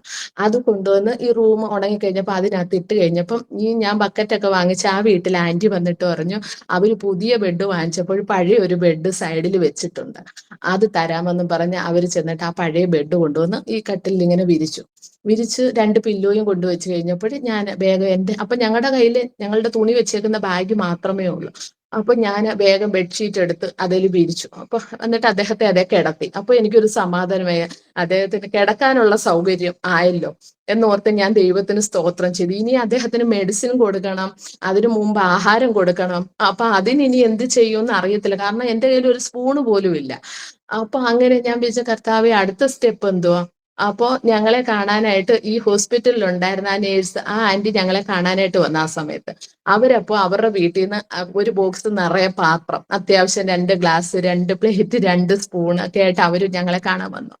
അപ്പോൾ പാത്രങ്ങളായി. അപ്പൊ ഇനി നമുക്ക് ഗ്യാസ് ഇത് കുക്ക് ചെയ്യാനുള്ള കാര്യങ്ങൾ വേണം. അന്നേരം ഞാൻ വേഗം ലിസ്റ്റ് എഴുതി സാധനങ്ങൾ വാങ്ങിച്ചു. ഇപ്പൊ ബോംബെന്ന് പോയത് കൊണ്ട് എനിക്ക് ഹിന്ദി അറിയാം. ഇത് ഡൽഹിയിലാണ് ഈ സംഭവം നടക്കുന്നത്. അപ്പൊ ഹിന്ദി അറിയാവുന്നതുകൊണ്ട് ഞാൻ പോയി അത്യാവശ്യം സാധനങ്ങളൊക്കെ വാങ്ങിച്ചുകൊണ്ട് വന്നു. പക്ഷെ കുക്ക് ചെയ്യണമെങ്കിൽ ഗ്യാസും കാര്യങ്ങളും വേണമല്ലോ. അപ്പൊ ഈ അടുത്തുള്ള ആന്റി തന്നെ പറഞ്ഞു, അവരുടെ വീട്ടിൽ 5 കിലോയുടെ ഒരു ഗ്യാസും അതിന്റെ മുകളിൽ ബർണറുമായിട്ടുള്ള ചെറിയൊരു സംഭവം ഉണ്ട്. അപ്പൊ നമ്മൾ 2 പേരല്ലേ ഉള്ളൂ, നിങ്ങൾക്ക് അത്യാവശ്യം കാര്യങ്ങളൊക്കെ കുക്ക് ചെയ്യാൻ പറ്റുമെന്ന് പറഞ്ഞ് അത് കൊണ്ട് തന്നു. ഞങ്ങൾ അത് കൊണ്ടുപോയി 5 കിലോയുടെ ഗ്യാസ് നിറച്ച് കൊണ്ടുവന്നിട്ട് കർത്താവിന്റെ കൃപയെന്ന് പറഞ്ഞാൽ മതി. ഞാൻ 1.5 മണിക്കൂർ മുമ്പ് ആ റൂം തുറന്നു നോക്കുമ്പോൾ ഇതിലെങ്ങനെ താമസിക്കുമെന്ന് എനിക്കറിയത്തില്ല, കാരണം ഒരു ചൂല് പോലും അടിച്ചു വരാനില്ലാത്ത ആ സ്ഥാനത്ത് 1.5 മണിക്കൂർ കഴിഞ്ഞപ്പോൾ അതിനകത്ത് ആഹാരം പാകം ചെയ്ത് അദ്ദേഹത്തിന് കൊടുത്ത് മെഡിസിനും കൊടുത്ത് അതിനകത്ത് അദ്ദേഹത്തിന് കിടക്കാനുള്ള എല്ലാ സൗകര്യങ്ങളും ദൈവം ഒരുക്കി തന്നു. കാരണം എനിക്ക് അവിടെ ആരെയും പരിചയമില്ല. ഞാൻ ബോംബെയിലാണ്, ഞാൻ കല്യാണം കഴിഞ്ഞ് പോയതാണ് അവിടെ ഡൽഹിയിൽ. ഒരു പരിചയമില്ലാത്ത സ്ഥാനത്ത് അനേകരിലൂടെ കർത്താവ് ഞങ്ങളോട്, എസ്തേറിനോട് ദൈവത്തിന് കരുണ തോന്നിയതുപോലെ അനേകർക്ക് എന്നോട് കരുണ തോന്നത്തക്ക നിലവാരത്തിൽ ദൈവം പ്രവർത്തിച്ചു. 1.5 മണിക്കൂറിനുള്ളിൽ അവിടെ ആഹാരം പാകം ചെയ്ത് കഴിച്ച് സ്വസ്ഥമായിട്ട് ഉറങ്ങാൻ ആ റൂമിനകത്ത് 2 പേർക്ക് എന്തെല്ലാം ആവശ്യമുണ്ടോ അതെല്ലാം എൻ്റെ ദൈവം എനിക്ക് അവിടെ ഒരുക്കി തന്നു. ദൈവം നടത്തുന്ന വിധങ്ങൾ ഭയങ്കര അതിശയകരമാണ്. അതുകൊണ്ട് തന്നെ കർത്താവിനെ അനുഭവിച്ചറിഞ്ഞു എന്ന് വേണം പറയാൻ. ഒരു സുവിശേഷം നമ്മൾ പറഞ്ഞ് അറിയുന്നതിലും വലുതാണ് നമ്മളുടെ ജീവിതത്തിൽ കർത്താവിന്റെ കരുതൽ നാം അനുഭവിച്ചറിയാന്ന് പറഞ്ഞ്. അങ്ങനെ അതിനുശേഷം ഏകദേശം 4-5 മാസമൊക്കെ കഴിഞ്ഞു. അദ്ദേഹം പതിയെ നടന്നു തുടങ്ങിയപ്പോഴും വീണ്ടും ഞങ്ങൾ അവിടെ ഒറ്റയ്ക്ക് ആയതുകൊണ്ട് തിരിച്ച് ഞങ്ങൾ മുംബൈയിലേക്ക്, എൻ്റെ മാതാപിതാക്കൾ അന്നും ജോലിയോടുള്ള ബന്ധത്തിൽ ബോംബെയിലാണ്. അപ്പൊ ഞങ്ങൾ തിരിച്ച് വീണ്ടും ബോംബെയിലേക്ക് വന്നു. ബോംബെയിൽ വന്നു കഴിഞ്ഞപ്പോഴും അപ്പോഴും എൻ്റെ വീടിന്റെ ഒരു അവസ്ഥയെന്ന് പറഞ്ഞു കഴിഞ്ഞാൽ, എൻ്റെ മാതാപിതാക്കൾ അപ്പോഴും വിളക്ക് കൊളുത്തുകയും അമ്പലത്തിൽ പോവുകയും പ്രാർത്ഥിക്കുകയും അങ്ങനെയുള്ള ഒരു അവസ്ഥ, ആ ഒരു ലെവലിൽ തന്നെ പോവുകയാണ്. അങ്ങനെ ഞാൻ പക്ഷെ ഞങ്ങൾ തിരിച്ചു വരുന്ന സമയത്ത് ഞങ്ങൾ ഒരുമിച്ച് ആരാധനയ്ക്കൊക്കെ പോയി ഞങ്ങൾ വളരെ ശക്തമേറിയ വിശ്വാസത്തിലാണ് തിരിച്ച് ബോംബെയിലേക്ക് വരുന്നത്. പക്ഷെ എൻ്റെ കുടുംബത്തിൽ അന്നും രാവിലെ പപ്പ എഴുന്നേറ്റ് വിളക്ക് കൊളുത്തി അമ്പലങ്ങളിലെ പാട്ടും കാര്യങ്ങളും ഒക്കെ ഇടും. അതുപോലെ വൈകുന്നേരവും ഇത് തന്നെയാണ് അവസ്ഥ. അന്നും ഒരു മാറ്റവും ഇല്ല.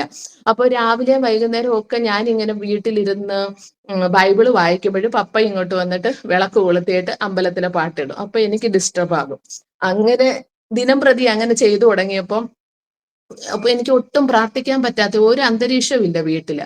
അങ്ങനെ ഇരിക്കുമ്പോഴും ഒരു ദിവസം ഞാൻ രാവിലെ, ഒരു വെള്ളിയാഴ്ച രാവിലെ സമയം ഞാനിങ്ങനെ ബൈബിള് വായിച്ചുകൊണ്ടിരിക്കുമ്പോഴും പപ്പ കുളിച്ചിട്ട് വന്ന് വിളക്ക് കൊളുത്തിയിട്ട് ഇങ്ങനെ പാട്ടിട്ട് തകർക്കാൻ തുടങ്ങി. അപ്പൊ ഞാൻ അന്നേരം ഇങ്ങനെ ബൈബിള് കൈ വെച്ചോണ്ട് ഞാൻ പറഞ്ഞു, യേശുവേ നീ ജീവനുള്ള ദൈവമാണെന്ന് ഞാൻ വിശ്വസിക്കുന്നു. ഇന്ന് വരെ എൻ്റെ ജീവിതത്തിൽ എത്ര അത്ഭുതം ചെയ്തിട്ടുണ്ട്. എൻ്റെ മാതാപിതാക്കൾക്കും കൂടെ അത് അറിയാൻ ഒരു കൃപ കൊടുക്കണം. എന്നിട്ട് ഞാൻ ഇങ്ങനെ പറയാണ്, യേശു ജീവനുള്ള ദൈവമാണെങ്കിൽ ഇന്ന് മുതൽ എൻ്റെ കുടുംബത്തിനകത്ത് യേശു വാഴണം. അതല്ല അപ്പൊ എൻ്റെ റൂമിൽ, ഇവിടെ ഞാൻ ഇരിക്കുന്ന റൂം നിറയെ വിഗ്രഹങ്ങളുടെ ഫോട്ടോയാണ് വെച്ചേക്കുന്നത്. അമ്പലത്തിൽ എന്തെല്ലാം കാര്യമുണ്ട് അതെല്ലാം എൻ്റെ വീട്ടിലുണ്ട്, മൊത്തം കാര്യങ്ങളും ഉണ്ട്. അപ്പം അതിൻ്റെ ഇടയിൽ ഇരുന്നുകൊണ്ടാണ് ഞാൻ ഈ ബൈബിൾ വെച്ച് പ്രാർത്ഥിക്കുന്നത്. അപ്പൊ ഞാൻ കർത്താവിനോട് പറഞ്ഞു, നീ ജീവനുള്ള ദൈവമാണെങ്കിൽ ഇന്ന് മുതൽ കർത്താവ് എൻ്റെ കുടുംബത്തിൽ വാഴണം, ഇതെല്ലാം മാറിപ്പോകണം. അതല്ല ഇതിനൊക്കെയാണ് ശക്തി എന്നുണ്ടെങ്കിൽ ഇതെല്ലാം ഇവിടെ ഇരുന്നോട്ടെ, കർത്താവ് എൻ്റെ കുടുംബത്തിൽ നിന്ന് മാറിപ്പോണോന്ന് പറഞ്ഞു. അങ്ങനെ ഞാനിങ്ങനെ മനസ്സിൽ ഇങ്ങനെ ചിന്തിച്ചിട്ട് അന്ന് വെള്ളിയാഴ്ചയാണ്. അപ്പൊ ഞാൻ ഹസ്ബൻഡും കൂടെ ഞങ്ങൾ വെള്ളിയാഴ്ച ഉപവാസ പ്രാർത്ഥന ഉണ്ടല്ലോ ചർച്ചിൽ. അപ്പൊ ഞങ്ങൾ രണ്ടുപേരും കൂടെ ആരാധനയ്ക്കായിട്ട് അങ്ങ് പോയി. അപ്പം എൻ്റെ മമ്മിക്ക് ദൈവം വിടുതലൊക്കെ കൊടുത്തിട്ടുണ്ടെങ്കിലും പബ്ലിക്കായിട്ടൊന്നും ഇങ്ങനെ അംഗീകരിക്കാൻ പറ്റത്തില്ല. അപ്പം മമ്മി രണ്ട് വള്ളത്തേലും കാല് ചവിട്ടുന്ന പോലെ ഒരു അവസ്ഥ. യേശുവിലും വിശ്വസിക്കുന്നുണ്ടെന്നാൽ വീട്ടിലെ പൂജയും കാര്യങ്ങളും ഒക്കെ ചെയ്യുന്ന അങ്ങനെ ഒരു ഇതാണ്. അപ്പോൾ ഞങ്ങൾ രണ്ടുപേരും, ഞാനും എൻ്റെ ഹസ്ബൻഡും കൂടെ ചർച്ചിൽ പോയതിന് ശേഷം അന്ന് വെള്ളിയാഴ്ച മമ്മിയുടെ വീക്കിലി ഓഫിന്റെ ദിവസം. അപ്പൊ ഞങ്ങൾ പോയി കഴിഞ്ഞപ്പോൾ മമ്മി കുളിച്ചിട്ട് വന്ന് വിളക്കൊക്കെ കൊളുത്തിയിട്ട് ദേവിയുടെ വ്രതം എടുക്കുന്ന ഒരു ശീലമുണ്ട് എല്ലാ വെള്ളിയാഴ്ച. അപ്പൊ ഞങ്ങൾ ആരാധനയ്ക്ക് പോയി കഴിഞ്ഞപ്പം പുള്ളിക്കാരി വന്ന് വിളക്കൊക്കെ കൊളുത്തിയിട്ട് സഹസ്രനാമത്തിന്റെ പുസ്തകമുണ്ട്, അതെടുത്ത് ഇങ്ങനെ വായിച്ചു തുടങ്ങി. അപ്പോൾ ഞാൻ ഹസ്ബൻഡുമായിട്ട് ചർച്ചിൽ പോയിട്ട് ഞാൻ സ്നാനപ്പെടുന്നതിന് മുമ്പ്, അപ്പൊ സ്നാനപ്പെട്ടിട്ടില്ല ആ സമയത്ത്, സ്നാനപ്പെടുന്നതിന് മുമ്പ് തന്നെ കർത്താവ് എനിക്ക് പരിശുദ്ധാത്മാവിനെ തന്നു. അന്യഭാഷയിൽ ഞങ്ങൾ ദൈവത്തെ ആരാധിക്കുമായിരുന്നു. അപ്പം വെള്ളിയാഴ്ച ഞങ്ങൾ ചർച്ചിൽ പോയി ശക്തമായിട്ട് അന്യഭാഷയിൽ ദൈവത്തെ പാടി സ്തുതിക്കുമ്പോൾ എൻ്റെ വീട്ടിൽ മമ്മിയാണെന്നുണ്ടെങ്കിൽ വിളക്ക് കൊളുത്തി വെച്ചിട്ട് ദേവീവ്രതം എടുക്കുകയാണ്. അപ്പൊ രാവിലെ ഞാനിങ്ങനെ ഒരു ചലഞ്ച് പോലെ ആരോടും പറഞ്ഞില്ല, മനസ്സിൽ പറഞ്ഞിട്ട് ഞാനിങ്ങനെ പോയതാ. സംഭവിച്ചത് എന്താണെന്ന് അറിയാമോ? ഞങ്ങൾ അവിടെ ശക്തമായിട്ട് അന്യഭാഷയിൽ പാടി സ്തുതിക്കുമ്പോൾ മമ്മി വിളക്ക് കൊളുത്തി വെച്ചിട്ട് ഈ സഹസ്രനാമത്തിന്റെ ബുക്ക് എടുത്തിട്ട് താഴെ ചമ്രം പടഞ്ഞിരുന്ന് ഇങ്ങനെ വായിച്ചുകൊണ്ടിരിക്കുമ്പോൾ ഈ കൊളുത്തി വെച്ച നിലവിളക്ക് മറിഞ്ഞിട്ട് മൊത്തത്തിൽ അങ്ങ് തീ പടർന്നിട്ട് അവിടെ ഉണ്ടായിരുന്ന എന്തുമാത്രം ലോകത്തുള്ള സകല ഫോട്ടോയും ഉണ്ട്, എല്ലാ ഇതിന്റെയും ഫോട്ടോയും ഉണ്ടായിരുന്നു. മൊത്തം ഫോട്ടോയൊക്കെ കത്തി നശിച്ചു. എല്ലാത്തിലും മാലയും പൂവും ചന്ദനത്തിരിയും കർപ്പൂരം എന്തെല്ലാം ഉണ്ട് അതെല്ലാം അവിടെ ഒരുക്കി വെച്ചേക്കും. അതൊരു പ്രത്യേക സ്ഥലത്ത് നമ്മൾ വെച്ചേക്കുന്നത്. അത് മൊത്തം കത്തി നശിച്ചു, മൊത്തത്തിൽ കത്തിയിട്ട്. അപ്പൊ എൻ്റെ മമ്മി താഴെ ഇരുന്ന് ബുക്ക് വായിക്കുമായിരുന്നല്ലോ. അപ്പൊ മമ്മി ഈ തീ കത്തുന്ന കണ്ടുകൊണ്ട് വേഗം പോയി ബുക്ക് വെച്ച് തീ അണയ്ക്കാൻ നോക്കിയപ്പോ ആ ബുക്കും കൂടെ അങ്ങ് അതും കത്തി. അപ്പൊ അത് ദൂരെ ഇരിക്കുമായിരുന്നു, അതും കത്തി. എന്നിട്ട് അത്രയും അവിടെ എന്തെല്ലാം വേണ്ടാത്തതുണ്ടായിരുന്നു അതും മൊത്തം കത്തിയിട്ട് ആ തീ തനിയെ അങ്ങ് നിന്നു. എന്നാൽ അടുത്ത് ഷോക്കേസ് ഉണ്ടായിരുന്നു, കബോർഡ് ഉണ്ടായിരുന്നു, കർട്ടൻ ഉണ്ടായിരുന്നു, അതെല്ലാം ഈസി ആയിട്ട് തീ പിടിക്കാം. പക്ഷെ അവിടെ ഒന്നും തീ പടർന്നില്ല. അമ്പല സംബന്ധമായിട്ട്, പൂജ സംബന്ധമായിട്ട്, വിഗ്രഹ സംബന്ധമായിട്ട് എന്തെല്ലാം സാധനങ്ങൾ അവിടെ ഇരുന്നു അത് മൊത്തം കത്തി. അത് മാത്രമല്ല, ബുക്ക് മമ്മിയുടെ കയ്യിൽ മാറിയിരിക്കുകയായിരുന്നു. എന്നിട്ട് മമ്മി അത് അണയ്ക്കാനായിട്ട് കൊണ്ടുപോയി വീശിയപ്പോഴത്തേക്ക് അതേലും തീ കത്തി. അതും കത്തി കഴിഞ്ഞപ്പോൾ തനിയെ ആ തീ അങ്ങ് അണഞ്ഞു. ഞങ്ങൾ ആരാധനയൊക്കെ കഴിഞ്ഞതൊന്നും ഞങ്ങൾ അറിയുന്നില്ല. ഞങ്ങൾ ശക്തമായിട്ട് അന്യഭാഷ ദൈവത്തെ പാടി സ്തുതിച്ച് വളരെ സന്തോഷത്തോടെ വീട്ടിലേക്ക് വരുമ്പോൾ വീട്ടിലാകെ പുക, ഇരുട്ട്, ഇതെല്ലാം. അപ്പൊ ഞാൻ വെച്ച് എന്തോ സംഭവം. ഞാനപ്പൊ മമ്മി പേടിച്ച് നിൽക്കുക. ഞാൻ ഓടിച്ചെന്ന്, മമ്മി എന്താ പറ്റി? മമ്മി പറഞ്ഞു, നിങ്ങൾ ഇവിടുന്ന് പോയി കഴിഞ്ഞ് ഞാൻ ഇതുപോലെ വിളക്ക് കൊളുത്തി ഇങ്ങനെയൊക്കെ പ്രാർത്ഥിച്ചു, ഇങ്ങനെയൊക്കെ സംഭവിച്ചു. അപ്പൊ ഞാൻ പറഞ്ഞു, എൻ്റെ കർത്താവ് ജീവനുള്ള ദൈവം, ഞാൻ ഇന്ന് രാവിലെ ഇവിടുന്ന് പോകുമ്പോ ഇങ്ങനെ പറഞ്ഞിട്ടാ പോയ. എൻ്റെ കർത്താവ് ഏലിയാവിന് മാത്രമല്ല തീ കൊണ്ട് ഉത്തരം അരുളുന്ന, സത്യസന്ധമായിട്ട് വിളിച്ചപേക്ഷിക്കുന്ന ഏവർക്കും ഇന്നും അവൻ തീ കൊണ്ട് ഉത്തരം അരുളാൻ ശക്തനായ ദൈവമാണെന്ന് പറഞ്ഞു. അതോടുകൂടി എൻ്റെ മമ്മിക്ക് വല്ലാത്ത ഭയമായി പോയി. അന്ന് മുതലും എൻ്റെ കുടുംബത്തിനകത്ത് വിഗ്രഹാരാധന ദൈവം നിർത്തി. അന്നത്തോടെ എല്ലാം കത്തി ചാമ്പലായ ചാരം എല്ലാം കൂടെ വാരി കൊണ്ടുപോയി ക്ഷേത്രക്കുളത്തിൽ കൊണ്ട് കളഞ്ഞ്, എല്ലാം കളഞ്ഞ് അന്ന് എൻ്റെ ഭവനം ദൈവം തീ കൊണ്ട് ശുദ്ധീകരിച്ചു. അതിനുശേഷം ഇന്ന് വരെയും ഒരു വിഗ്രഹങ്ങളെയും എൻ്റെ കുടുംബത്തിൽ കൊണ്ടുവരികയോ പൂജിക്കുകയോ സേവിക്കുകയോ ചെയ്യാൻ ദൈവം ഇടവരുത്തിയില്ല. പൂർണ്ണമായിട്ടും ആ പാരമ്പര്യത്തിൽ നിന്നും ആ വിഗ്രഹാരാധനകളിൽ നിന്നെല്ലാം കർത്താവ് ഞങ്ങളെ വിടുവിച്ചു. എന്നിട്ടും അതിനുശേഷവും വീട്ടില് പൂജയും വിളക്ക് കൊളുത്തും ഒന്നുമില്ല. അതെല്ലാം പൂർണ്ണമായിട്ട് നിന്നെങ്കിലും അപ്പോഴും ചർച്ചയിൽ വരാനോ പ്രാർത്ഥിക്കാനോ ഒന്നും എൻ്റെ മാതാപിതാക്കൾ അപ്പോഴും തയ്യാറായില്ല. കാരണം സമൂഹം എന്തു പറയും, നമ്മളായിരിക്കുന്ന ആ ഒരു സൊസൈറ്റിയിൽ നിന്ന് ആൾക്കാർ നമ്മളെ നിന്ദിക്കുമെന്നുള്ളൊരു ഭയം കൊണ്ട് വിഗ്രഹങ്ങളും പിന്നെ പൂജയും കർമ്മവും എല്ലാം കുടുംബത്തിൽ നിന്ന് നിന്നെങ്കിലും ചർച്ചയിൽ വരാൻ തയ്യാറല്ല. അങ്ങനെ ഏതാനും ചില ദിവസങ്ങൾ കഴിഞ്ഞപ്പോൾ കർത്താവിന്റെ കൃപയാൽ അതും ഒരു അത്ഭുതമാണ്. മെഡിക്കൽ സയൻസ് പ്രകാരം ഒരിക്കലും തലമുറകൾ ഉണ്ടാകാൻ ഒരു സാധ്യതയില്ലെന്ന് പറഞ്ഞ സ്ഥാനത്ത് ദൈവം ഞങ്ങൾക്ക് അനുഗ്രഹിക്കപ്പെട്ട ഒരു പെൺകുഞ്ഞിനെ ദാനമായിട്ട് തന്നു. സ്തോത്രം, ഹാലേലുയ്യ. മനുഷ്യന് അസാധ്യമെന്ന് പറഞ്ഞ് മാറി നിന്ന ആ സ്ഥാനത്ത് ദൈവം അവിടെ അത്ഭുതം ചെയ്തു. കർത്താവിന്റെ കൃപയാൽ ഞങ്ങൾക്ക് 2 കുഞ്ഞുങ്ങളുണ്ട്, ഒരു ആൺകുഞ്ഞും ഒരു പെൺകുഞ്ഞും. മെഡിക്കൽ റിപ്പോർട്ട് ഹാലേലുയ്യ ഒരിക്കലും തലമുറകൾ ഉണ്ടാകത്തില്ലെന്ന് പറഞ്ഞതാണ്. പക്ഷെ ദൈവം 2 കുഞ്ഞുങ്ങളെ ദാനമായിട്ട് തന്ന്. അങ്ങനെ ഈ സംഭവത്തിന് ശേഷം ഏതാനും ചില ദിവസങ്ങൾക്ക് ശേഷം ആദ്യത്തെ കുഞ്ഞ് മോള് ജനിച്ചു. അങ്ങനെ മോള് ജനിച്ച് ഏകദേശം ഒരു 15 ദിവസം വരെ കുഞ്ഞിന് ഒരു കുഴപ്പമില്ലായിരുന്നു. അപ്പോൾ ഏകദേശം ഒരു 15 ദിവസമൊക്കെ കഴിഞ്ഞപ്പോൾ കുഞ്ഞിന്റെ ഈ ഒരു ലെഫ്റ്റ് ഐസിന്റെ മുകളിലായിട്ട് ചെറിയൊരു ഡോട്ട് പോലെ ഒരു റെഡ് കളർ ഇങ്ങനെ കണ്ടു. അപ്പൊ ഞങ്ങൾ എന്തെങ്കിലും പ്രാണി എന്തെങ്കിലും കുത്തിയത് കടിച്ച് അങ്ങനെ എന്തെങ്കിലും ആയിരിക്കും എന്ന് കരുതിയിട്ട് ആദ്യം അത്ര മൈൻഡ് ചെയ്തില്ലെങ്കിലും ചില ദിവസം കഴിഞ്ഞപ്പോഴത്തേക്ക് അതിങ്ങനെ പതിയെ പതിയെ വലുതായിട്ട് വന്നിട്ട് അതിനകത്ത് എന്തോ ഒരു ഫ്ലൂയിഡ് ഇങ്ങനെ വന്ന് നിറയുന്ന പോലെ തോന്നി. അപ്പോൾ അതിങ്ങനെ വന്ന് ഓരോ ദിവസം കഴിയുന്നോറും ഫ്ലൂയിഡ് ഇങ്ങനെ വന്ന് നിറഞ്ഞിട്ട് അതിങ്ങനെ ഒരു ബലൂൺ പോലെ വന്ന് ഈ കൺപോളെ വന്നങ്ങ് ശരിക്കും അങ്ങ് വീർത്തിട്ട് കണ്ണിന് ഭാരം പോലെ വന്നിട്ട് കുഞ്ഞി ചെറുതല്ലേ, അപ്പൊ കണ്ണ് തുറക്കാൻ പറ്റത്തില്ല, ആ കണ്ണ് പൂർണ്ണമായിട്ട് അങ്ങ് അടഞ്ഞു. അപ്പൊ ഞങ്ങള് പലരും കാണാൻ വരുന്നവരെല്ലാം പറയുന്നത് എന്തിനാ, വിഗ്രഹങ്ങളെയും വിട്ട് അമ്പലവും വിട്ട് പാരമ്പര്യവും വിട്ട് പോയതിന്റെ ദൈവം അങ്ങ് ശിക്ഷിക്കുകയാണ്, ഒന്നു മാറി ഇങ്ങനെ കഷ്ടം വരുന്നത് അതുകൊണ്ടാ, പാരമ്പര്യം വിട്ടു പോയത് കൊണ്ടാ, നമ്മൾ ജനിച്ചു വളർന്ന ആ ഒരു കുലവും മഹിമയൊക്കെ വിട്ടു പോയത് കൊണ്ട് അനുഭവിച്ചോ എന്നൊക്കെ പറഞ്ഞ് പലരും കളിയാക്കി. പക്ഷെ എനിക്ക് ഉറപ്പുണ്ട് ദൈവം സകലവും നന്മയ്ക്കാക്കിയേ ചെയ്യത്തുള്ളൂ. കർത്താവ് അറിയാതെ നമ്മുടെ തലയിൽ ഒരു മുടി പോലും നിലത്ത് വീഴത്തില്ല. അങ്ങനെയെങ്കിൽ നമ്മുടെ ജീവിതത്തിൽ സംഭവിക്കുന്ന എല്ലാം ദൈവം അറിഞ്ഞുകൊണ്ടേ സംഭവിക്കത്തുള്ളൂ. അങ്ങനെ കുഞ്ഞിനെ ഞങ്ങള് ഏതാനും ചില ദിവസം കഴിഞ്ഞപ്പോൾ കണ്ണ് ഒട്ടും തുറക്കാൻ പറ്റാത്തൊരവസ്ഥയായി. അങ്ങനെ കുഞ്ഞിനെ ഞങ്ങൾ ഹോസ്പിറ്റലിൽ കൊണ്ടുപോയപ്പോൾ ഡോക്ടർ പറഞ്ഞു ഇതൊരു അബ്നോർമൽ ആയിട്ടുള്ള ഗ്രോത്ത് ആണ്, അതുകൊണ്ട് എന്ത് ചെയ്യണം, ഓപ്പറേഷൻ ചെയ്യേണ്ടി വരും. പക്ഷേ ഡോക്ടർ പറയാണ് ഓപ്പറേഷൻ ചെയ്താലും ഒന്നെങ്കിൽ കുഞ്ഞിന്റെ കാഴ്ച പോകും, കാരണം ഈ ഭാഗത്തായിട്ടാണ് ഓപ്പറേഷൻ ചെയ്യേണ്ടത്. അപ്പൊ ഒന്നെങ്കിൽ കുഞ്ഞിന്റെ കാഴ്ച പോകും, അല്ല എന്നുണ്ടെങ്കിൽ ബുദ്ധിപരമായിട്ട് എന്തെങ്കിലും ഒരു പിഴവ് സംഭവിക്കും. അപ്പൊ ഇങ്ങനെ 2 കാര്യങ്ങളുണ്ട്, അതുകൊണ്ട് നിങ്ങൾ തീരുമാനിക്കാൻ പറഞ്ഞു. അപ്പൊ ഞാൻ പറഞ്ഞു എനിക്ക് ഒരു ഓപ്പറേഷനും വേണ്ട, വേഗത്തിൽ ഡിസ്ചാർജ് കാർഡ് എഴുതാൻ പറഞ്ഞു ഡോക്ടറോട്. അപ്പൊ ഡോക്ടർ എന്നോട് ചോദിച്ചു നിനക്ക് ഭ്രാന്താണോ, ഈ കുഞ്ഞിന്റെ ഇതൊരു പെൺകുഞ്ഞാണ്, ഇതിന് നിങ്ങൾ ഒന്നും ചെയ്യാതെ പോയി കഴിഞ്ഞാൽ ഇത് അപകടമാണ്, പിന്നീട് ഒന്നും ചെയ്യാൻ പറ്റത്തില്ല.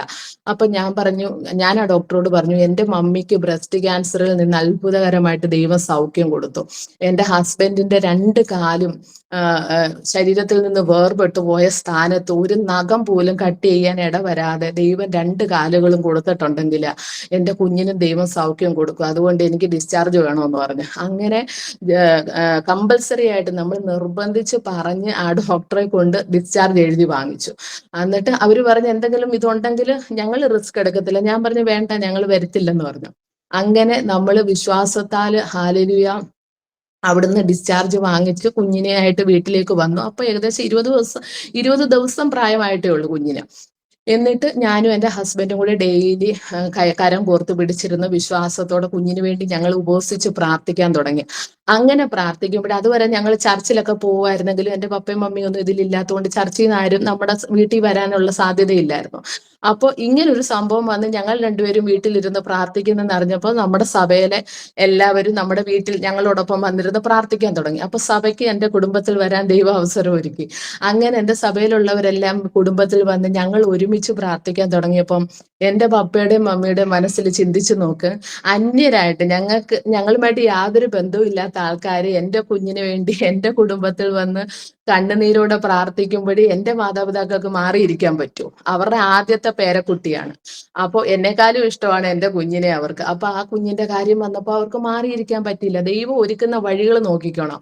അപ്പൊ മറ്റുള്ളവരെല്ലാവരും എന്റെ കുടുംബത്തിൽ വന്ന് മുട്ടുകുത്തി എന്റെ കുഞ്ഞിന് വേണ്ടി പ്രാർത്ഥിക്കാനിരുന്നപ്പോ എന്റെ മാതാപിതാക്കളും ദൈവസന്നിധിയിൽ മുട്ടുമടക്കാൻ തുടങ്ങി. അവരും കുഞ്ഞിന് വേണ്ടി അവർക്കറിയാവുന്ന പോലെ ദൈവത്തോട് പ്രാർത്ഥിക്കാൻ തുടങ്ങി. അങ്ങനെ അവരും ഞങ്ങളോടൊപ്പം മുട്ടുമടക്കി പ്രാർത്ഥിച്ച് ഞങ്ങൾ കുടുംബമായിട്ട് പ്രാർത്ഥിച്ച് ദൈവം അത്ഭുതകരമായിട്ട് എൻ്റെ കുഞ്ഞിന് സൗഖ്യം കൊടുത്ത് ആ മുഖത്ത് ആ വെള്ളം ആ ഫ്ലൂയിഡ് വന്ന് നിറഞ്ഞിങ്ങനെ വീർത്തിരുന്നത് പതിയെ പതിയെ പതിയെ ചൊട്ടി അത് സ്കിന്നിനോട് ചേർന്ന് നോർമലായിട്ട് ആ റെഡ് കളർ ആദ്യം കുഞ്ഞ് നല്ല വെള്ള നിറമായിരുന്നു. കുഞ്ഞിന്റെ മുഖത്ത് ഇതിങ്ങനെ ചുമന്നിരിക്കുമ്പോ ഒരു ടൊമാറ്റോ എടുത്ത് നമ്മൾ എങ്ങനെ വെച്ചാൽ എങ്ങനെ അതുപോലെയായിരുന്നു. പക്ഷെ പതിയെ പതിയെ ഫ്ലൂയിഡ് എല്ലാം വറ്റി വന്നിട്ട് ആ സ്കിന്ന് ഒരു ബ്രൗൺ കളറായിട്ട് അത് കുറെ ദിവസം കഴിഞ്ഞപ്പോൾ അവളുടെ ആ നോർമൽ സ്കിൻ ടോണിലേക്ക് ആ കളർ പോലും ചേഞ്ച് ആയിട്ട് ആ ഒരു പാട് പോലും ശേഷിക്കാതെ എൻ്റെ കർത്താവ് കുഞ്ഞിന് സൗഖ്യം കൊടുത്തു. ഒരു ഓപ്പറേഷനോ ഒരു മെഡിസിനോ ഞങ്ങൾ എടുത്തില്ല. അത്ഭുതകരമായിട്ട് സൗഖ്യം കൊടുത്തു. പക്ഷെ ആ ആ ഒരു വിടുതല് ആ എൻ്റെ കുഞ്ഞിന് ദൈവം കൊടുത്ത വിടുതലില് എൻ്റെ കുടുംബത്തിൽ എൻ്റെ പപ്പ ആദ്യമായിട്ട് സ്നാനപ്പെടാൻ തീരുമാനിച്ചു.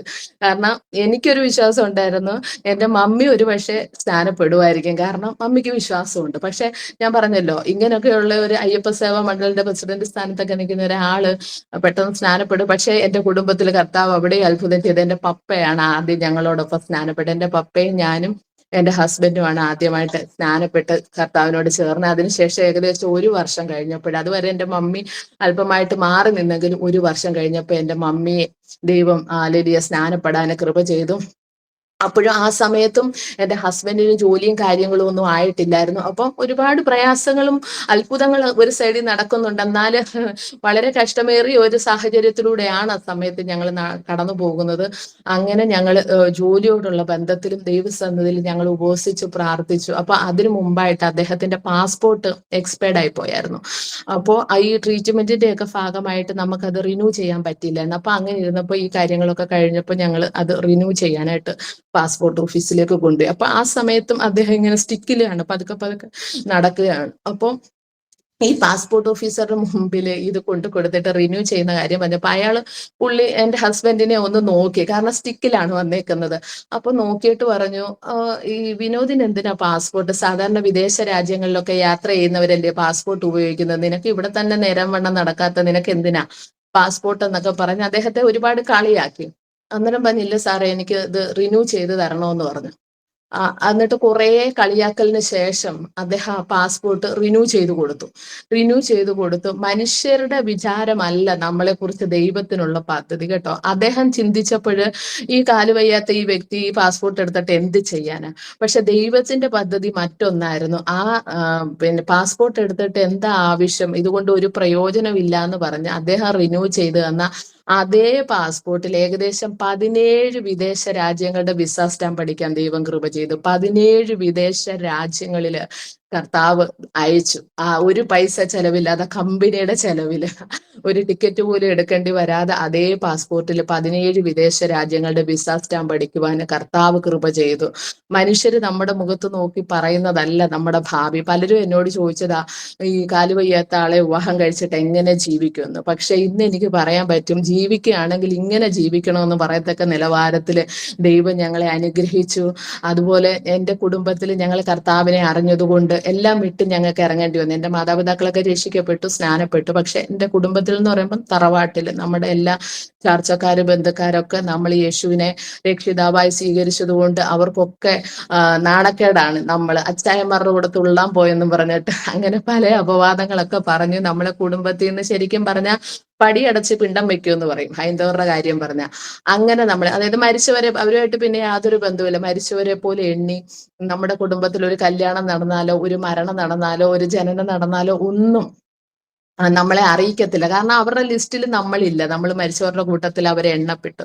പക്ഷേ കർത്താവിനെ അറിഞ്ഞതിന് ശേഷം ക്രിസ്തുവിൽ നമ്മളെ സ്നേഹിക്കുന്ന അനേക സഹോദരി സഹോദരന്മാര് മാതാപിതാക്കളെ ദൈവം നമ്മളുമായിട്ട് കൂട്ടിച്ചേർത്തു. അതുപോലെ തന്നെ അദ്ദേഹത്തിന് ജോലിയില്ലാതെ ഞങ്ങൾ ഒരുപാട് പ്രയാസത്തിലൂടെ ഒക്കെ കടന്നുപോയി. അതുപോലെ ഞങ്ങൾ ക്രിസ്തുവിനെ അറിഞ്ഞത് കൊണ്ട് തന്നെ കുടുംബത്തിൽ നിന്നൊന്നും ഒരു ഷെയറും നമുക്ക് കിട്ടിയില്ല. എന്തായാലും നിങ്ങൾ കർത്താവിനെ അറിഞ്ഞതല്ലേ, ദൈവം നിങ്ങളെ നോക്കുമല്ലോ, അതല്ലേ നിങ്ങളുടെ വിശ്വാസം. പക്ഷെ ദൈവം ആർക്കും കടക്കാരല്ല. കർത്താവിന്റെ കൃപയാൽ ഒന്നും തരാതെ ഇറക്കി വിട്ടവരുടെ മധ്യേ അനുഗ്രഹിക്കപ്പെട്ട നല്ലൊരു ഭവനം സ്വന്തമായിട്ട് കായംകുളത്ത് തന്നെ വാങ്ങിക്കാൻ ദൈവം കൃപ ചെയ്തു.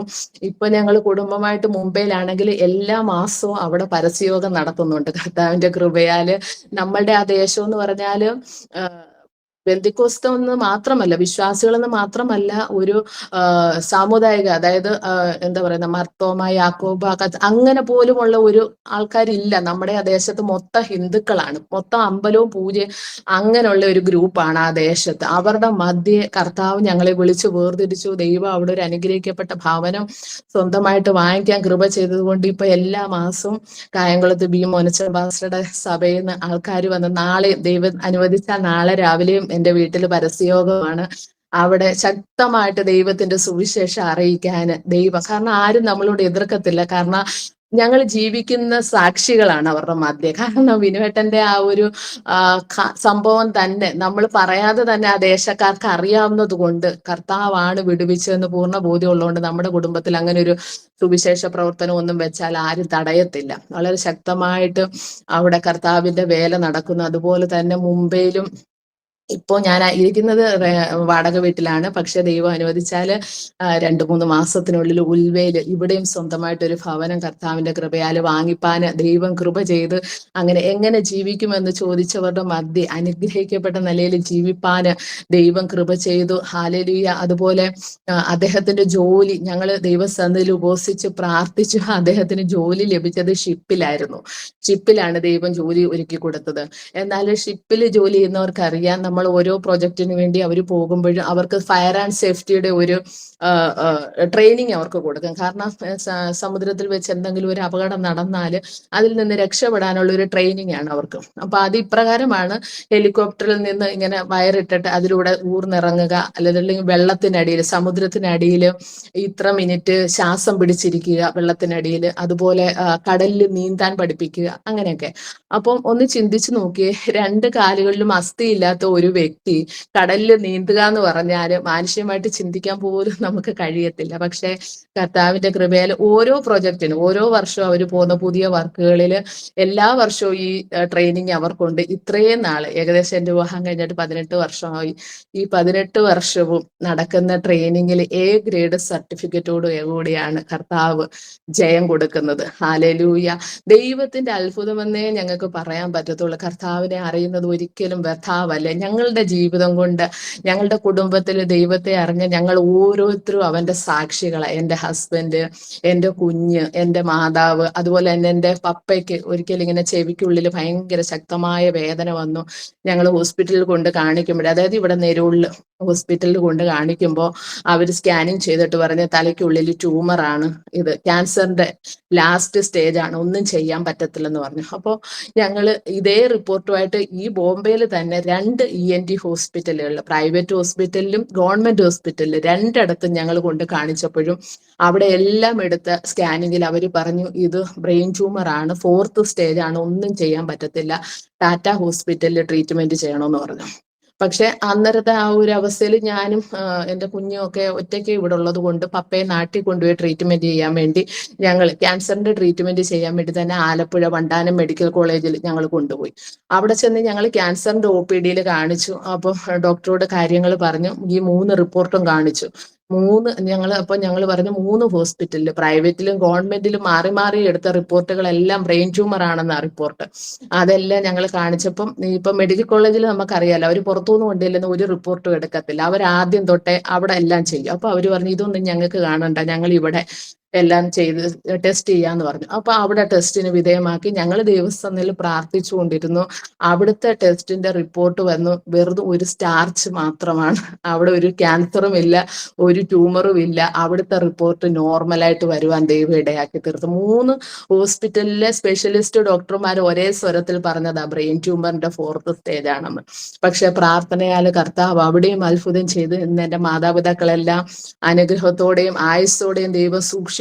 ഞങ്ങൾ എല്ലാവരും അവന്റെ മഹിമ കണ്ട സാക്ഷികളാണ്. അതുപോലെ എന്റെ കാര്യം പറയുകയാണെങ്കിൽ കർത്താവിനെ അറിഞ്ഞ നാൾ മുതൽ ബൈബിൾ വായിക്കുക എന്നുള്ളത് എൻ്റെ എന്താ പറയുന്നത്, നമ്മൾ ശ്വാസം എങ്ങനെ എടുക്കുന്നത് അതുപോലാണ് എനിക്ക് ബൈബിൾ വായിക്കുന്നത്. അങ്ങനെ ബൈബിൾ വായിച്ച് വായിച്ച് വായിച്ച് കർത്താവിനെ സ്നേഹിച്ച ഒരു വ്യക്തിയാണ് ഞാൻ. എങ്കിലും ഞാൻ രക്ഷിക്കപ്പെട്ട് സ്നാനപ്പെട്ട് എൻ്റെ കുടുംബത്തിൽ ദൈവം ഇത്രയൊക്കെ അത്ഭുതങ്ങൾ ചെയ്തെങ്കിലും എൻ്റെ മനസ്സിൽ ഞാൻ ചിന്തിച്ച് ഞാനൊരു വിശ്വാസിയായിട്ട് ഇങ്ങനെ പോകും. എൻ്റെ കുഞ്ഞുങ്ങളെ ആ ലെവലിൽ വളർത്തിക്കൊണ്ടുവന്ന് നല്ലൊരു കുടുംബിനിയായിട്ട് നല്ലൊരു മാതാവായിട്ടൊക്കെ അങ്ങനെ ജീവിക്കണമെന്ന് ഞാൻ ഒരിക്കലും ശുശ്രൂഷയുടെ പദവിയിലോട്ട് വരുമെന്നൊന്നും ഞാൻ ചിന്തിച്ചില്ല. പക്ഷെ പലപ്പോഴും എനിക്ക് ദൈവാലോചന കിട്ടി, നിങ്ങളൊരു മിഷണറി ഫാമിലി ആണെന്നും നിങ്ങൾ കർത്താവിന്റെ വേലയ്ക്ക് വേണ്ടി ഇറങ്ങുമെന്നൊക്കെ ചിന്തിക്കുമ്പോൾ ഞാൻ മാനുഷികമായിട്ട് പറയും, ഞാൻ ഹൈന്ദവ ബാക്ക്ഗ്രൗണ്ടിൽ ജനിച്ച് വളർത്തപ്പെട്ട ഞാൻ ഒരു സൺഡേ സ്കൂളിൽ പോലും പഠിച്ചിട്ടില്ല. സാധാരണ കുഞ്ഞുങ്ങൾ ബൈബിൾ കോളേജിൽ പഠിച്ചിട്ടില്ലെങ്കിലും സൺഡേ സ്കൂളെങ്കിലും പഠിക്കും. എന്നെ സംബന്ധിച്ച് എനിക്ക് അങ്ങനെ ഒരു ബാക്ക്ഗ്രൗണ്ട് ഇല്ല. ഞാൻ സൺഡേ സ്കൂളിൽ പോലും പഠിക്കാത്ത ഒരാളായിരുന്നു.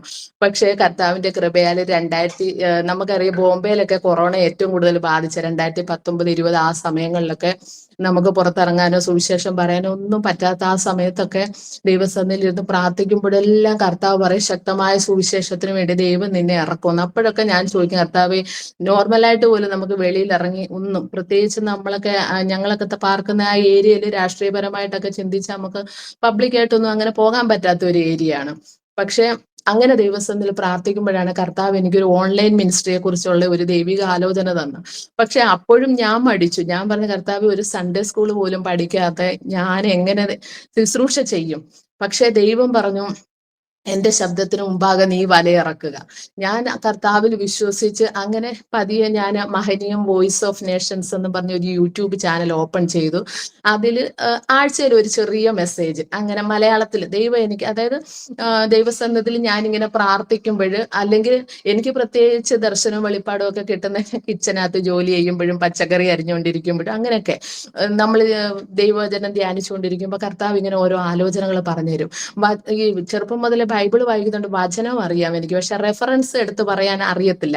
വചനം കാണാപ്പാടം അറിയാം, ഏത് വചനം വേണമെങ്കിലും പറയും, പക്ഷെ അതിന്റെ റെഫറൻസ് കറക്റ്റ് ആയിട്ട് അറിയത്തില്ല. അപ്പൊ ഞാൻ കർത്താവിനോട് പറഞ്ഞു, നമ്മളൊരു മെസ്സേജ് ഒക്കെ പ്രിപ്പയർ ചെയ്ത പാസ്റ്റർമാരൊക്കെ പറയത്തില്ല ഇങ്ങനെ ഇന്ന ഭാഗത്ത് ഇന്ന വചനം എന്നൊക്കെ, അങ്ങനെയൊന്നും പറയാൻ അറിയാത്ത ഞാൻ എങ്ങനെ ശുശ്രൂഷിക്കും? പക്ഷെ എനിക്ക് ഒരു വേർഡ് ദൈവം തന്നു കഴിഞ്ഞാൽ അതിനെ കണക്ട് ചെയ്ത് ദൈവാത്മാവ് തന്നെ കാണിച്ചു തരും, ഇന്ന പേജിൽ ഇന്ന വചനം ഉണ്ടെന്ന് പറഞ്ഞ്. അങ്ങനെ ദൈവത്തിന്റെ കൃപയാൽ ചെറിയ ചെറിയ മെസ്സേജുകൾ അപ്പം ഒന്നും അറിയത്തില്ലെന്ന് പറഞ്ഞ് ഞാൻ വെറുതെ ട്രയൽ നോക്കി ആദ്യമായിട്ട് ഞാൻ മെസ്സേജ് റെക്കോർഡ് ചെയ്തത് 30 മിനിറ്റാ പോയത്.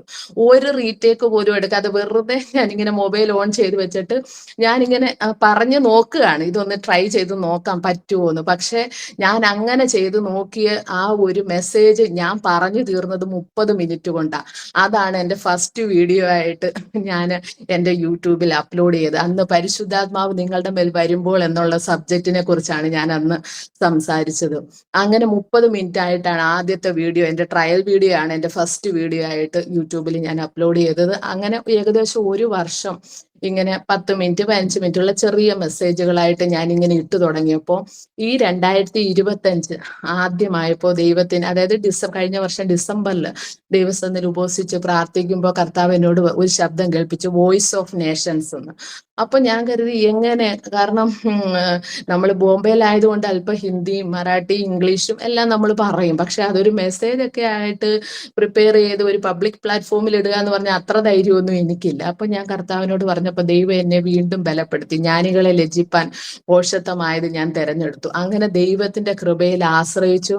കർത്താവിന്റെ കൃപയാൽ 2025 മുതൽ ആദ്യം തൊട്ട് ജനുവരി മുതൽ മലയാളത്തിലും ഹിന്ദിയിലും മറാഠിയിലും ഇംഗ്ലീഷിലും 4 ലാംഗ്വേജുകളിലായിട്ട് ദൈവം തരുന്ന ആലോചനകളും പ്രൊഫസിയും വെളിപ്പാടുകളും ഒക്കെ അനേകരോട് ഷെയർ ചെയ്യുവാൻ കർത്താവ് കൃപ ചെയ്തു. അങ്ങനെ ആ മിനിസ്ട്രി അങ്ങനെ ഡെവലപ്പായി വന്നപ്പോൾ സൂം മീറ്റിങ്ങുകളിലേക്ക് ദൈവം എന്നെ കണക്ട് ചെയ്തു. അങ്ങനെ പല സൂം മീറ്റിങ്ങുകളിലും, പ്രത്യേകിച്ച് കൂടുതലും വിദേശ രാജ്യങ്ങളിലായിട്ട് കർത്താവ് കണക്ട് ചെയ്തു. അങ്ങനെ കണക്ട് ചെയ്ത് പല സൂം മീറ്റിങ്ങുകളിലും ഞാൻ എൻ്റെ സാക്ഷ്യമൊക്കെ ഇങ്ങനെ ഷെയർ ചെയ്താണ് ഇങ്ങനെ ഇപ്പൊ ആന്റിയെ പോലുള്ളവരുടെയൊക്കെ മുന്നിൽ ഇങ്ങനെ കടന്നു വരുവാനും കർത്താവ് എൻ്റെ ജീവിതത്തിൽ ചെയ്ത്. അങ്ങനെ ദൈവം, നമ്മൾ കർത്താവിന്റെ ശബ്ദത്തിനനുസരിച്ച് നമ്മൾ ഒരു സ്റ്റെപ്പ് വെച്ചാൽ നമ്മളുടെ കഴിവും പരിമിതികളും ഒക്കെ ഓർത്ത് നമ്മൾ ഒരിക്കലും പിന്നോട്ട് പോകരുത്.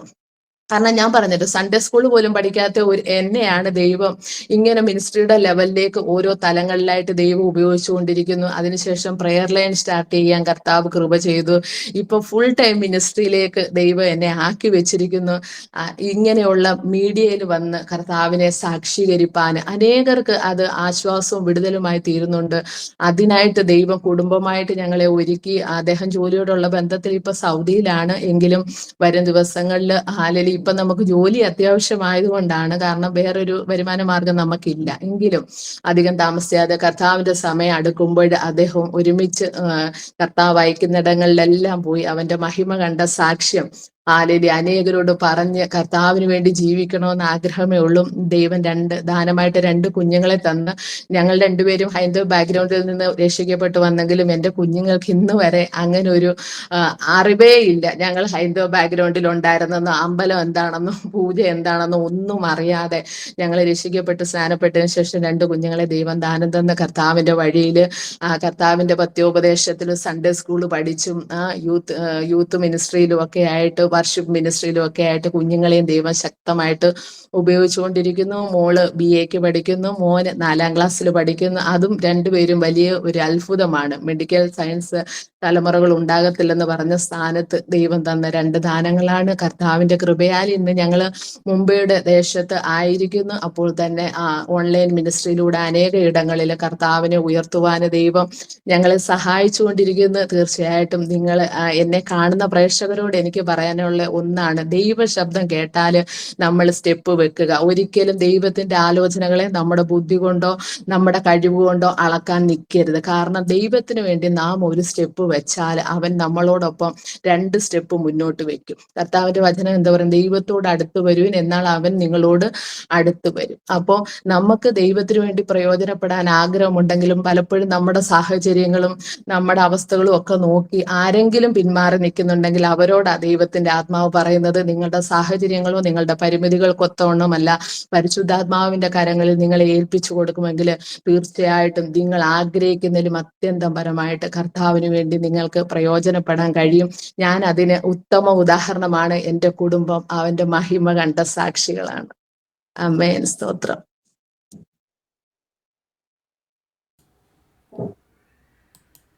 പ്രൈസ് ലോർഡ് രശ്മി സിസ്റ്ററെ, അനുഗ്രഹിക്കപ്പെട്ടതായ ജീവിതത്തിൻ്റെ അനുഭവം കേൾക്കാൻ കർത്താവ് സഹായിച്ചല്ലോ. ദൈവം കൊണ്ടുവരുന്ന വഴികൾ നമുക്ക് ഒരിക്കലും മാനുഷിക ബുദ്ധിയിൽ സിസ്റ്റർ പറഞ്ഞ പോലെ നമുക്ക് അളക്കാനോ ചിന്തിക്കാനോ ഒന്നും നമുക്ക് കഴിയത്തില്ല.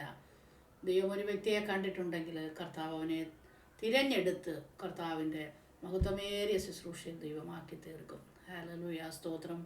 സിസ്റ്ററിൻ്റെ സാക്ഷ്യം അനേകരുടെ ജീവിതത്തിൽ വലിയ വിടുതലും ആശ്വാസവുമായി തീരട്ടെ. പിന്നെയും കർത്താവ് സിസ്റ്ററെ കുടുംബമായി ഉപയോഗിക്കട്ടെ. മിനിസ്ട്രി ദൈവം അനുഗ്രഹിക്കട്ടെ. ഇത്രയും സമയം ഞങ്ങളോടൊപ്പമായിരുന്നതിൽ നന്ദി അറിയിക്കുന്നു. ഒന്ന് പ്രാർത്ഥിച്ചാട്ട് ദേവദാസി. ഹല്ലേലൂയ, പിതാവേ, ഞങ്ങളുടെ സ്വർഗീയ നല്ല ദൈവമേ, കർത്താവേ, നല്ല സമയത്തിനായി ഞങ്ങൾ അങ്ങ് സ്തുതിക്കുന്ന അപ്പച്ച. കർത്താവെ, അങ്ങ് ഞങ്ങളുടെ ജീവിതത്തിൽ ചെയ്ത അത്ഭുതങ്ങളെ കർത്താവെ ഇന്ന് പകൽക്കാലവും അങ്ങയുടെ നാമത്തിന്റെ മഹത്വത്തിനു വേണ്ടി ഘോഷിപ്പാന് പിതാവെ നീ അടിയനെ സഹായിച്ചല്ലോ. ഇത് കേൾക്കുന്ന ഓരോ പ്രിയപ്പെട്ടവരുടെയും ഹാലിലെ ജീവിതത്തില് അനേക ചോദ്യങ്ങളുടെ മീതെ അതൊരു മറുപടിയായി അനുഗ്രഹമായി വിടുതലായി തീരണമേ കർത്താവെ.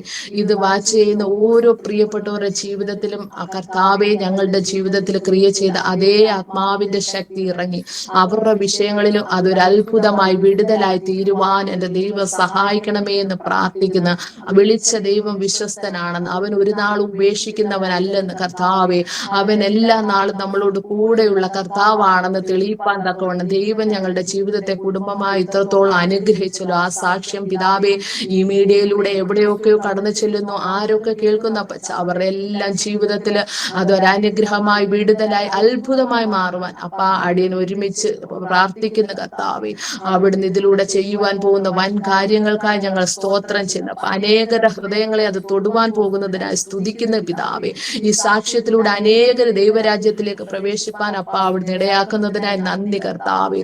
അവിടുന്ന് വലിയവ ചെയ്തിരിക്കുക. സ്തോത്രം. പ്രാർത്ഥിച്ചങ്ങയുടെ കരങ്ങളിൽ ഏൽപ്പിക്കുന്നു പിതാവേ. ഇപ്രകാരം ഒരു സാവകാശം ഒരുക്കി തന്ന പ്രിയ ചാനലിനോടുള്ള, പ്രിയ ആന്റിയോടുള്ള, ടീം അംഗങ്ങളോടുള്ള എല്ലാം നന്ദി സ്നേഹം അറിയിക്കുന്നപ്പ. ധാരാളം പ്രതിഫലം കൊടുത്ത് മാനിക്കണമേ എന്ന് പ്രാർത്ഥിക്കുന്നപ്പച്ച. അപ്പ അങ്ങയുടെ നാമത്തിൽ ഒരു ഗ്ലാസ് വെള്ളം കൊടുത്താൽ അതിന് പ്രതിഫലം തരുന്ന പിതാവ് അപ്പച്ച. ഈ മിനിസ്ട്രി അവിടുന്ന് അനുഗ്രഹിക്കണം കർത്താവെ. അങ്ങയുടെ നാമത്തിന് വേണ്ടി അവർ ചെയ്യുന്നതിനൊക്കെ ഏറിയ പ്രതിഫലം കൊടുത്ത് പിതാവെ അവിടുന്ന് മാനിക്കണം, ആദരിക്കണമേ നടിയൻ പ്രാർത്ഥിക്കുന്നു പിതാവെ. പ്രാർത്ഥിച്ച എല്ലാ വിഷയങ്ങളെ സ്തോത്രത്തോടൊപ്പന്റെ കരങ്ങളിൽ സമർപ്പിക്കുന്നു. അവിടുന്ന് പ്രാർത്ഥന കേട്ട് അത്ഭുതം ചെയ്തിരിക്കുക. സ്തോത്രം യേശുവിന്റെ നാമത്തിൽ തന്നെ. ആമേൻ, ആമേൻ. ആമേൻ, ആമേൻ, ആമേൻ. രശ്മി, കർത്താവ് സഹായിക്കട്ടെ. Thank you.